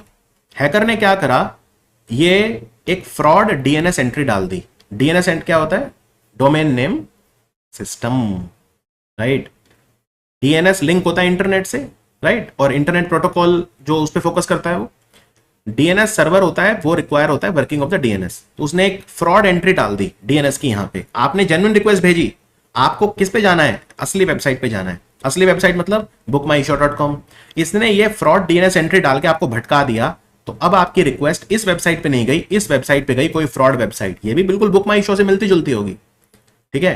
तो आपने जो है ये रिक्वेस्ट आप किसी फेक वेबसाइट पे चली गई, और फिर आपके पास जो कंटेंट आएगा लौट के, डेटा पैकेट आते हैं ना, एक बार नेटवर्किंग और इंटरनेट वाला चैप्टर देख लो, इंटरनेट कैसे काम करता है, बहुत ही डिटेल में समझाया है, ठीक है।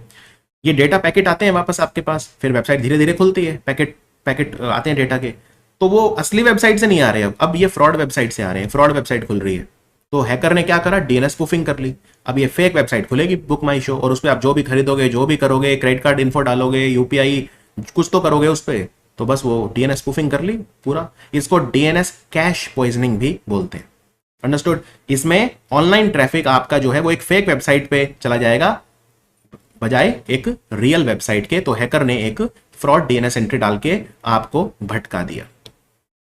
इसी तरह आईपी स्पूफिंग होती है, आईपी एड्रेस वगैरह की हो जाती है। उसमें क्या होता है, एक अटैकर जो होता है वो अपना असली आईपी एड्रेस छुपा देगा, उसकी बजाय फेक आईपी एड्रेस जो है उसके थ्रू वो अनऑथोराइज्ड एक्सेस ले लेगा आपके सिस्टम में।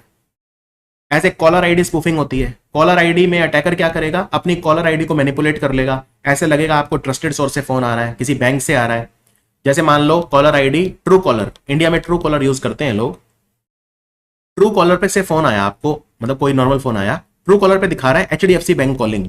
आपको लगेगा भाई ये तो एचडीएफसी बैंक असली में कॉल कर रहा है। उसने आपको कोई इररेजिस्टेबल ऑफर दे दिया कि भाई जो है मेरे यहाँ पैसा डिपॉजिट करो, एक लिंक आएगा उस पर क्लिक करो। अब हो सकता है आप ना फंसो, आपको नॉलेज है, लेकिन एक आम आदमी सोचिए, आपने मेवात का नाम सुना होगा, हरियाणा में एक जगह है मेवात। आपने जामताड़ा का नाम सुना होगा जो झारखंड में, आप ये इलाके हैं इन चीज़ों के, आप अखबार में हर रोज पढ़ते हैं कि Mewat is the new Jamtara. ये सब क्या क्या करते हैं, ये सब लोग यहीं बैठ के ये अड्डे बने हुए हैं। हर शहर में कोई ना कोई एक शहर ऐसा है, अड्डा है जो इन चीज़ों का हब है। तो ये वो वाली चीज़ है ये, राइट। तो ये कॉलर आईडी स्पूफिंग हो जाती है। बिल्कुल एक ऐसा लगेगा ट्रस्टेड सोर्स से कोई फोन आ रहा है, बैंक से आ रहा है, वो आ रहा है, और आप अपनी सेंसिटिव इन्फॉर्मेशन देते हुए हिचकोगे नहीं, क्योंकि कॉलर आईडी ने आपको दिखाया कि वो तो बढ़िया है। तो अगर एक शब्द में कहा जाए स्पूफिंग और फिशिंग में क्या फर्क होता है, हमने दोनों देख लिए हैं, स्पूफिंग और फिशिंग। तो स्पूफिंग क्या है? स्पूफिंग एक ऐसी टेक्निक है जिसमें आप अपने आप की असली आइडेंटिटी छुपाते हो। अपने छुपाना मतलब डिस्गाइज करना। आप जो है एक ऐसी अपनी जो डिस्गाइज करते हो आइडेंटिटी, राइट, तो उसको स्पूफिंग बोलते हैं, चकमा देते हो। और फिशिंग क्या होता है? फिशिंग मतलब आपने उसको ट्रिक करके अब उसका पर्सनल डेटा या सेंसिटिव इंफॉर्मेशन निकाल लिया। यानी स्पूफिंग मतलब होता है आइडेंटिटी थेफ्ट और फिशिंग मतलब होता है स्टीलिंग इंफॉर्मेशन। अब आप कभी नहीं भूलोगे लाइफ में, राइट। तो स्पूफिंग हमने खत्म किया, अब फिशिंग को थोड़ा सा डिटेल में देख लेते हैं। फिशिंग भी वही है, साइबर अटैक है आपके ऊपर, आपका क्रिटिकल डेटा चुरा लेना, वही पासवर्ड, क्रेडिट कार्ड डेटा और वही सब। आपको ईमेल आएगा, मैसेज आएगा, लिंक आएगा, पहले स्पूफिंग हो गई, आइडेंटिटी वगैरह वो हो गई, आपने क्लिक कर दिया और अब जो है आपका डेटा चोरी होना शुरू। तो ये भी उसी सबसे होता है, ईमेल फिशिंग होती है। ईमेल फिशिंग में भी मलिशियस ईमेल आते हैं आपको, सबसे कॉमन जो होता है वो यही होता है, ईमेल के थ्रू फिशिंग होता है। फिर स्पीयर फिशिंग। स्पीयर फिशिंग क्या होता है? ये सब एमसीक्यू क्वेश्चन। स्पीयर फिशिंग क्या होता है? स्पीयर फिशिंग ये होता है कि एक स्पेसिफिक टारगेट है, उसके लिए एक, देखो ये ईमेल फिशिंग तो जनरल होती है, जैसे उन्होंने 10 लाख लोगों को भेज दी कि चलो 10 लाख में 100 तो फंस जाएंगे, ये होती है general email fishing. Mass level पे उसने एक ट्रस्टेड ईमेल भेज दिए कि बिल्कुल असली असली दिखने वाले ईमेल भेज दिए, 10 लाख लोगों को भेज दिए उसने, राइट। लेकिन स्पीयर फिशिंग होता है किसी खास पर्सन को, स्पेसिफिक टारगेट को अटैक करने के लिए, कोई खास इंडिविजुअल है, खास बिजनेस या ऑर्गेनाइजेशन है, तो उसके लिए स्पीयर फिशिंग होती है, राइट। तो जैसे मैं आपको जानता हूं तो आपके बॉस की ईमेल बना रहा हूं, तो आपको खास आपके लिए एफर्ट कर रहा हूं, तो वो है स्पीयर फिशिंग। फिर होती है व्हेलिंग। व्हेल मछली को फंसाओ, भाई छोटी मछली को क्या फंसाओगे, बड़ी मछली को फंसाओ, व्हेल मछली। तो जब आप किसी सीईओ को फंसाते हो, सीईओ की फिशिंग करते हैं, तो उसे व्हेलिंग बोलते हैं, ठीक है। तो इसमें क्या करते हैं, बिजनेस लीडर्स को फंसाओ, सीनियर एग्जीक्यूटिव्स को फंसाओ, उनका डेटा चुरा लो, तो ये भी जो है बहुत बड़े लेवल पे होती है, तो इसको व्हेलिंग कहा जाता है, व्हेलिंग। फिर होती है क्लोन फिशिंग। क्लोन फिशिंग में क्या होता है, बिल्कुल रेप्लिका बना दो, हू बहू, राइट। इसमें हम क्लोनिंग करते हैं, प्रतिरूपण करते हैं। तो अटैकर क्या करेगा, अटैकर किसी जेन्युइन या लेजिटिमेट ईमेल का एकदम रेप्लिका बना देगा, राइट। तो इंडिविजुअल को यह लगेगा कि एकदम ऑथेंटिक ट्रस्टेड सोर्स से आई है, तो क्योंकि जो फॉर्ज्ड ईमेल है, नकली ईमेल, वो जेन्युइन ईमेल जैसी लगेगी, राइट, क्योंकि वो स्पूफ्ड ईमेल आईडी से आई है और उसमें वही मलिशियस लिंक छुपा रखे हैं, मालवेयर छुपा रखे हैं। फिर होती है एंगलर फिशिंग। एंगलर फिशिंग मतलब जब सोशल मीडिया का इस्तेमाल किया जाता है फिशिंग करने के लिए, तो उसे एंगलर फिशिंग कहा जाता है, राइट। फेसबुक का इस्तेमाल, ट्विटर का इस्तेमाल, जब सोशल मीडिया का फिशिंग अटैक होता है तो उसे एंगलर फिशिंग बोलते हैं। अगेन आपकी पर्सनल इंफॉर्मेशन लेने के लिए, फिशिंग मतलब ही है पर्सनल इंफॉर्मेशन लेना, अलग अलग चीजों से ले रहे हो, एसएमएस भेज के ले रहे हो तो स्मिशिंग हो गया, एसएमएस स्मिशिंग। स्मिशिंग मतलब जब आप टेक्स्ट मैसेज भेज रहे हो, एसएमएस भेज रहे हो यूजर को ट्रिक करने के लिए, आते हैं ना मैसेज आपके फोन पे कि इतना लोन अप्रूव हो गया, यहाँ पे क्लिक करिए, या आपकी लॉटरी निकली है यहाँ पे क्लिक करिए, एसएमएस में ही लिंक होगा कोई, उसमें लिंक पे क्लिक किया, मोबाइल में कुछ डाउनलोड कर देंगे आपके।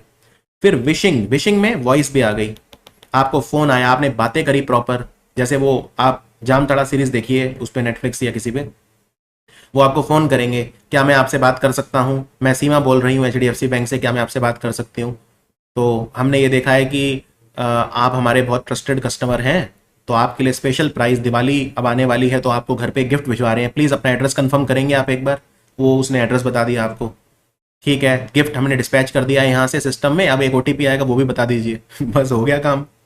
तो वो विशिंग है। विशिंग में आप वॉइस या वॉइस ओवर इंटरनेट प्रोटोकॉल, ये वॉइस ओवर इंटरनेट प्रोटोकॉल क्या होता है, याद करिए, व्हाट्सएप कॉल कैसे करते हैं आप।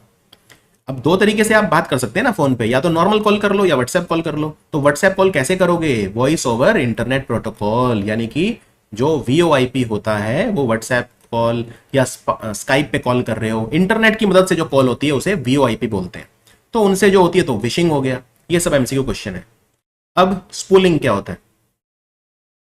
स्पूलिंग, देखो स्पूलिंग ऐसा नहीं है कि कोई साइबर अटैक है, लेकिन हाँ ये आपके कंप्यूटर को वल्नरेबल बना देता है। फॉर एग्जाम्पल मान लेते हैं 50 कंप्यूटर लगे हैं, अब सीधी सी बात है 50 कंप्यूटर पे 50 प्रिंटर तो आप लगाओगे नहीं, नहीं लगाओगे ना। आपने एक प्रिंटर लगाया, याद करिए मेरा नेटवर्किंग वाला चैप्टर जिसमें मैंने आपको बताया था कि 50 कंप्यूटर के ऊपर एक प्रिंटर आपने लगा दिया, लोकल एरिया नेटवर्क बना दिया वहां पे, तो एक प्रिंटर लगा दिया, जो भी कमांड देगा प्रिंट की वो प्रिंट होता रहेगा। अब क्या होता है ना, जब आप प्रिंटर यूज करते हो, आजकल तो वो वाले प्रिंटर आ गए हैं जो जिनमें आप फाइल ईमेल कर देते हो, अब 50 लोगों ने फाइल ईमेल कर दी प्रिंटर को। अब प्रिंटर तो अपनी स्पीड से काम करेगा, ऐसा तो है नहीं 50 के एक साथ प्रिंट कर देगा। किसी के 200 पेज होंगे, 250 पेज, तो आधा घंटा लगाएगा वो। अब ध्यान से देखिए क्या हो रहा है, ये लाइन में लगी है, ये पहले व्यक्ति की फाइल है, दूसरे व्यक्ति की, तीसरे व्यक्ति की। पहले व्यक्ति ने अपनी किताब भेजी प्रिंट करने के लिए, मान लो बहुत सारे पेजेस हैं, 50 पेजेस प्रिंट होने में 10 मिनट लेंगे, ठीक है। तो ये बाकी लाइन में लगे हैं ना, तब तक 50 लोगों ने जब कमांड दी, कंट्रोल P दबाया या प्रिंट पे क्लिक किया, तो ये लाइन में लगे हुए हैं, यानी temporary storage, temporary storage of data. Printer ने ये डेटा टेम्परेरी स्टोर कर रखा है कि वो एग्जीक्यूट करेगा। एग्जीक्यूट अभी तो वो पहले व्यक्ति की कर रहा है, 50 कॉपी बना रहा है, लेकिन फिर जब ये खत्म हो जाएगी फिर दूसरे का नंबर आ जाएगा, फिर तीसरे का। तो ऐसे में ये जो टेम्परेरी स्टोरेज है ये काफी वल्नरेबल होती है, इसको हैक आसानी से कर लिया जाता है। क्योंकि प्रिंटर कोई ऐसा तो है नहीं कि बहुत साइबर सिक्योरिटी है उसमें, प्रिंटर तो नॉर्मल एक डिवाइस है। तो उसको बोलते हैं स्पूलिंग। स्पूलिंग की फुल फॉर्म होती है साइमल्टेनियस, मतलब एक साथ, पेरिफेरल ऑपरेशन ऑनलाइन। तो साइमल्टेनियस पेरिफेरल ऑपरेशन ऑनलाइन, जैसे मैंने तो आपको एक एग्जांपल दिया, स्पूलिंग के बहुत सारे एग्जांपल हो सकते हैं, मैंने तो आपको प्रिंटर का एग्जांपल दिया। तो स्पूलिंग में क्या होता है, कहीं पे टेम्परेरी डेटा स्टोर हो जाता है कि वो एग्जीक्यूट होगा किसी भी डिवाइस के द्वारा, प्रोग्राम के द्वारा या सिस्टम के द्वारा। मैंने आपको जो एग्जांपल दिया डिवाइस का दिया, प्रिंटर एक आउटपुट डिवाइस है, तो एक डिवाइस का एग्जांपल दिया, तो उसमें डेटा आपने सेंड कर दिया और वो स्टोर हो गया मेन मेमोरी में या किसी और वोलाटाइल मेमोरी में। वोलाटाइल मेमोरी में मतलब बहुत थोड़े समय के लिए जो वोलाटाइल मेमोरी है, फिर वो खत्म हो जाएगी। तो तब तक वो उस मेमोरी में रहेगा जब तक एग्जीक्यूट नहीं हो जाता जो भी कमांड दी गई है। ऐसे में फिर वो काफी वल्नरेबल हो जाता है। ये टेम्परेरी जो स्टोरेज होती है ना, ये काफी सिक्योरिटी वल्नरेबिलिटी इसमें आ जाती है। अब जो ये 50 फाइलें लाइन में लगी हैं प्रिंट होने के लिए, उस समय ये 50 फाइलें हैक की जा सकती हैं, और उसमें जो भी आपका, अगेन आपकी प्राइवेट फाइल आपने कोई प्रिंट आउट के लिए भेजी है, इसलिए कहते हैं अगर कोई बहुत प्राइवेट फाइल है तो सार्वजनिक किसी नेट कैफे या साइबर कैफे में मत जाओ प्रिंट कराने, घर पे प्रिंटर ले आओ। आजकल तो 5-5 हजार में अच्छे प्रिंटर आ जाते हैं। इंकजेट तो 2-2 हजार में मिल रहे हैं आजकल। मैं नहीं कह रहा लेजर प्रिंटर लाना है, लेकिन इंकजेट तो ला सकते हो 2000 वाला। अगर कोई बहुत ही गुप्त या वैसी फाइल है, कोई आपकी कंपनी की फाइल है कोई, या कुछ मतलब, तो आप उसे घर में प्रिंट कर लो। तो सिक्योरिटी वल्नरेबिलिटी, सारी बात वही है, ये स्पूलिंग कहते हैं इसे, राइट। तो स्पूलिंग अटैक कब होते हैं? स्पूलिंग अटैक तब होते हैं जब टेम्परेरी स्टोरेज का इस्तेमाल होता है, और स्पूलिंग अटैक के बाद जो अटैकर होता है, जो हैकर होता है, वो अनऑथोराइज्ड एक्सेस आपके स्पूलिंग सिस्टम में ले लेता है और डेटा को इंटरसेप्ट कर लेता है। ये जो 50 फाइलें लाइन में लगी हैं, ये एग्जीक्यूट होने से पहले ही डेटा उसने चुरा लिया, इंटरसेप्ट कर लिया। तो आपके फाइनेंशियल रिकॉर्ड, आपकी इंटेलेक्चुअल प्रॉपर्टी, आपके कॉन्फिडेंशियल डॉक्यूमेंट्स, ये सारे वो सेंसिटिव इंफॉर्मेशन चुरा सकता है, उसे स्पूलिंग कहते हैं। अब बात करते हैं ईव्सड्रॉपिंग या स्निफिंग। देखो, ईव्सड्रॉपिंग मतलब छुप के बातें सुनना, स्निफिंग मतलब भी वही होता है। जैसे कुत्ता सूंघता है ना, तो सूंघने को स्निफिंग कहा जाता है वैसे तो अंग्रेजी में, राइट। सूंघ रहे हो, क्या सूंघ रहे हो आप? भाई दूसरा क्या कर रहा है, क्या कर रहा है दूसरा। अब इसमें आप क्या करोगे, देखो, आप अपना मस्त घर में इंटरनेट कर रहे हो। अब इंटरनेट का ट्रैफिक है, बहुत सारा ट्रैफिक है, लेकिन हैकर बैठ गया, और हैकर ने क्या किया, जो आपका नेटवर्क है उसमें जो जो भी ट्रैफिक है उसको वो स्कैन कर रहा है। जैसे फॉर एग्जांपल, एक कहीं पे ट्रैफिक है, मान लो ट्रैफिक में बहुत सारी गाड़ियां हैं, कार हैं, तो पुलिस क्या करती है, मैं पुलिस हूं, मैं सारी गाड़ियों को इग्नोर कर दूंगा, हर गाड़ी की तो मैं तलाशी नहीं ले सकता ना। लेकिन कोई गाड़ी है बहुत ज्यादा स्पीड में है, या मान लो कहीं साइड में खड़ी कर रखी है, कहीं बिल्कुल अनऑथोराइज्ड, या कोई काले रंग के शीशे हैं या कुछ ऐसा है, उस गाड़ी को मैं क्या करूंगा, सूंघ लूंगा कि भाई कुछ गलत गड़बड़ लग रही है या। तो ये हैकर क्या कर रही है, हैकर बैठा है आराम से, आप जो अपना डेटा, जो आपका इंटरनेट ट्रैफिक है, वो उसको क्या कर रहा है, स्कैन कर रहा है। तो जब वो उसको स्कैन कर रहा है, स्निफ कर रहा है, तो वो आपकी गुप्त इंफॉर्मेशन भी तो चुरा रहा है, आप क्या क्या कौन सी वेबसाइट खोल रहे हो सब पता चल रहा है उसे। तो इसको स्निफिंग या ईव्सड्रॉपिंग कहा जाता है। तो स्निफिंग मतलब आपका जो इंटरनेट ट्रैफिक है, जैसे एक पुलिस नॉर्मल ट्रैफिक को मॉनिटर करती है, स्निफर क्या करता है, वो आपके इंटरनेट ट्रैफिक को मॉनिटर करता है। तो पैकेट स्निफर कहा जाता है इसे। पैकेट स्निफर आर प्रोग्राम्स और hardware devices that can spy on you and all of your internet activity. या तो कोई व्यक्ति हो सकता है या कोई ऑटोमेटिक प्रोग्राम हो सकते हैं, ऐसा नहीं है कि कोई बैठ के कर रहा है, वो तो समझाने के लिए बताना पड़ता है। तो पैकेट स्निफर जो होते हैं वो क्या करते हैं, आपका इंटरनेट ट्रैफिक कैप्चर कर लेंगे सारा, और फिर उसको एनालाइज करेंगे कि आप क्या क्या खोल रहे हो, कौन कौन सी वेबसाइट खोल रहे हो, क्या क्या आप कर रहे हो। तो आपकी प्राइवेसी की सारी धज्जियां उड़ जाएंगी, राइट। जैसे गाड़ियां होती हैं एक रोड पे, रोड ट्रैफिक बनाती हैं, वैसे ही इंटरनेट ट्रैफिक जो होता है उनमें डेटा के पैकेट्स होते हैं बहुत सारे। अब ये देखो, ये इंटरनेट ट्रैफिक है कहीं का, इसमें बहुत सारे डेटा के ये पैकेट है। तो कोई स्कैन कर रहा है, देख रहा है कि भाई इसमें किस पे नजर मारूं मैं, जैसे पुलिस देखती है कौन सी गाड़ी को मैं नजर मारूं, तो वो आपका डेटा, आपकी प्राइवेसी देख रहा है पूरी, इसको बोलते हैं स्निफिंग। अब ज्यादातर तो गाड़ियां हम इग्नोर कर देते हैं, मोस्ट कार हम इग्नोर कर देते हैं, राइट, लेकिन हम कुछ गाड़ियों को इन्वेस्टिगेट करेंगे। ऐसे ही जो आपका कंप्यूटर है वो मोस्ट ट्रैफिक को तो इग्नोर कर देगा फ्लोइंग थ्रू अ नेटवर्क, लेकिन वो कुछ खास डेटा के पैकेट हैं जिनको वो स्निफ करेगा, इंस्पेक्ट करेगा। तो जो स्निफर होते हैं वो एक टोल बूथ की तरह होते हैं। उनका काम है, जैसे टोल बूथ पे सारी गाड़ियां जो होती हैं उन पर नजर रखनी होती है, वैसे ही जो है स्निफर होते हैं जो ये सारे इंटरनेट को देखते रहते हैं, और फिर उसमें अगर किसी ने कॉन्ट्रैक्ट दे दिया कि भाई इस पर्सन की डिटेल निकालो, तो वो फिर आपके पीछे पड़ जाएंगे। समझ में आया? अब वायरस सिग्नेचर क्या होता है और वायरस सिग्नेचर फाइल क्या होती है? वायरस सिग्नेचर मतलब उस वायरस की खास बात। कभी ये सोचा है एंटीवायरस जो होते हैं वो वायरस को मारते कैसे हैं? क्योंकि एंटीवायरस के अंदर सारे वायरसेस का डीएनए होता है। डीएनए मतलब, समझाने के लिए बता रहा हूं, ऐसा नहीं कि असली में डीएनए है कोई। जैसे मान लो एक लाश मिली, अब पता करना है भाई ये लाश किसकी है, तो पुलिस ने क्या किया, लाश की एक खून की बूंद ले ली या बाल ले लिया, उसमें से डीएनए निकाल लिया, डीएनए को डीएनए डेटाबेस में डाल दिया, मैच होकर 2 मिनट में पता चल गया भाई ये है, ये पर्सन था, यहां रहता था। डीएनए डेटाबेस है हमारे पास, एनसीआरबी के पास, नेशनल क्राइम रिकॉर्ड ब्यूरो। ऐसे ही जो आपके एंटीवायरस सॉफ्टवेयर है ना, उनके पास हर तरह के जो वायरस हैं उनके पास वो है, उनका पूरा वायरस सिग्नेचर है। इसको वायरस सिग्नेचर फाइल बन जाती है, उसको वायरस सिग्नेचर फाइल बोलते हैं। तो ये फाइल अपडेटेड होती रहती है, जैसे जैसे नए नए वायरस आते रहेंगे ये फाइल अपडेटेड होती रहेगी और आप प्रोटेक्टेड रहेंगे, राइट। तो वायरस सिग्नेचर क्या होता है पहले समझ लो। वायरस सिग्नेचर मतलब वायरस का जो कोड होता है, मलिशियस कोड, हार्मफुल कोड, बुरी नियत वाला कोड, उसका काम करने का पूरा तरीका वो सब एंटीवायरस के पास रहता है कि वायरस कैसे फाइल को इन्फेक्ट करता है, कैसे काम करता है। तो वायरस का पूरा ब्यौरा रहता है उनके पास, उसे बोलते हैं वायरस सिग्नेचर। वायरस कैसे काम करता है, क्या फुटप्रिंट छोड़ता है, कहां पे जाता है, उसका कोड क्या है, राइट, तो उसे बोलते हैं वायरस सिग्नेचर। और वायरस सिग्नेचर फाइल, उसमें सारे वायरसेस की जानकारी रहती है एक एंटीवायरस के पास, जिससे वो तभी तो उसको पकड़ेगा, राइट। एक एंटीवायरस है, अगर उसके अंदर सारे वायरस के सिग्नेचर नहीं है तो वो मैच एंड मिक्स करके पकड़ेगा कैसे? कुछ होना चाहिए ना। तो जितने भी वायरस हैं उन सबकी छाप एंटीवायरस के पास रहती है, तभी वो कहता है, ये छाप से मैच कर लेता है। मान लो उसने कोई फाइल स्कैन करी कंप्यूटर में एंटीवायरस ने, उसमें कोई वायरस निकला, तो वो अपने डेटाबेस में मिलाएगा, फिर हाँ मैच हो गया, हाँ ये वाला है, ये वाला है। तो अब इस तरह के वायरस को कैसे न्यूट्रलाइज करें, तो वो फिर आपको सही तरीका बताएगा। ये जरूरी नहीं है कि हर वायरस को डिलीट किया जाए। एंटीवायरस अगर आपने कभी जीवन में यूज करा हो ना, तो मैं आपको बताता हूं, देखो एंटीवायरस आपके वायरस को पकड़ लिया उसने, ठीक है, तो वो आपको कहता है भाई ये वायरस जो है या तो आप इसको डिलीट कर दो, वो खुद ही बताएगा क्या करना चाहिए। अब आप कहोगे तो सबको ही डिलीट कर दो, बढ़िया है ना। नहीं, मान लो आपके विंडोज फाइल में चला गया वो।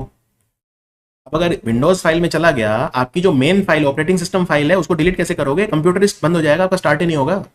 सिस्टम फाइल है भाई वो आपकी, तो वो कहेगा एक काम करो, डिलीट तो नहीं कर सकते इसे आप क्वारंटाइन कर दो। क्वारंटाइन मतलब आइसोलेट कर दो, यानी उस वायरस वाली फाइल को अलग बंद कर दो, जिससे कम से कम दूसरे में तो ना फैले। कोविड के टाइम में हम क्या कर रहे थे? अपने आप को क्वारंटाइन कर रहे थे, अपने आप को कमरे में बंद कर रहे थे। क्वारंटाइन मतलब कमरे में बंद कर लेना, जिससे दूसरों को ना फैले। अब सिस्टम फाइल में तो डिलीट नहीं कर सकते फिर आप उसे। ये मत सोचो कि वायरस कंप्यूटर में आ गया और उसको डिलीट कर दोगे फाइल को, नहीं नहीं नहीं, डिपेंड करता है किस तरह की फाइल है, क्या है। तो वो आप अच्छा एंटीवायरस अगर आपके पास होगा तो वो आपको खुद ही बता देगा क्या करना चाहिए, राइट। तो वायरस सिग्नेचर समझ में आया।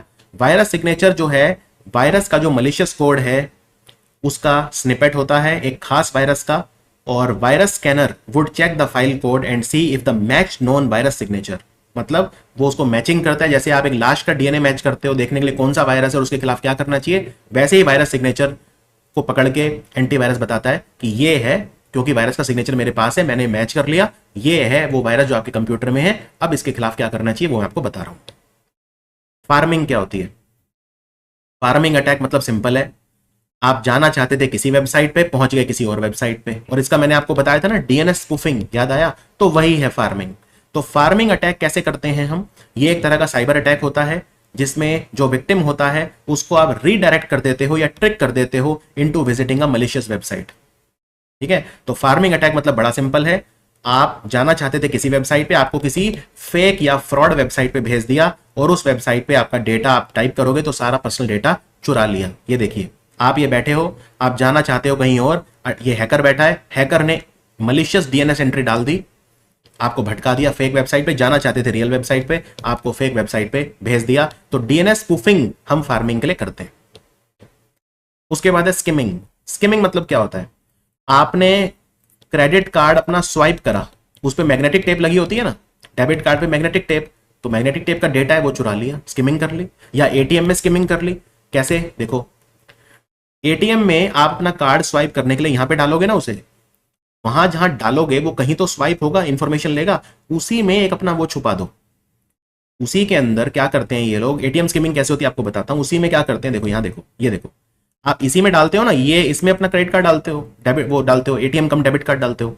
इसमें जब आपने अपना एटीएम, इन्होंने क्या करा, एक अपना इसके ऊपर अपना लगा दिया ये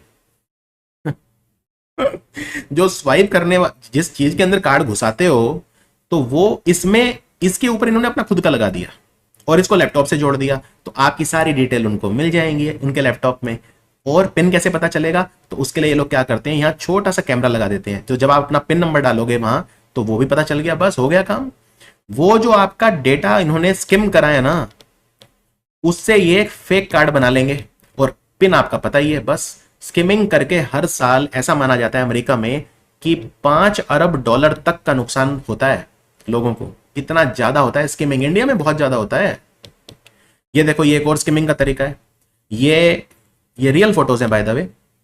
ये कार्ड डालने की जगह है एटीएम में। ये इन्होंने क्या करा, इसके ऊपर एक अपना लगा दिया ये, और इसको जोड़ दिया एक लैपटॉप से, और ऊपर साइड में छोटा सा कैमरा लगा दिया। तो पिन वहां से पता चल जाएगा और डेटा आपका यहां से पता चल जाएगा। ये जो डेटा मिला लैपटॉप वाला, इससे वो एक अपना खुद का कार्ड बना देंगे और पिन आपका पता ही है, और फिर उसके बाद तो बस जितना मर्जी आप कैश निकालो। तो इसको बोलते हैं स्किमिंग। स्किमिंग जनरली कहां पे होती है, जहां पॉइंट ऑफ सेल मशीन है, जहां पे आप अपना क्रेडिट कार्ड या डेबिट कार्ड स्वाइप करते हो, या एटीएम हो गए, या इवन पेट्रोल पंप पे जब आप पेमेंट करते हो, डेबिट कार्ड स्वाइप वगैरह वो करते हो, वहां पे भी आपका जो है वो पिन और ये सब डेटा आपका कैप्चर हो जाता है। फिर क्रिमिनल इस डेटा का इस्तेमाल करके क्या करते हैं, फेक डेबिट या क्रेडिट कार्ड बना लेते हैं और विक्टिम के अकाउंट से पैसा चुरा लेते हैं। इसको स्किमिंग कहा जाता है। अब वीडियो खत्म करने से पहले, हमारा वीडियो खत्म है लेकिन एंटीवायरस भी आपको बता दें, क्योंकि क्वेश्चन सीधे आते हैं, एमसीक्यू मैंने देखे हैं, इनमें से कौन सा एंटीवायरस है ये पूछ लेते हैं।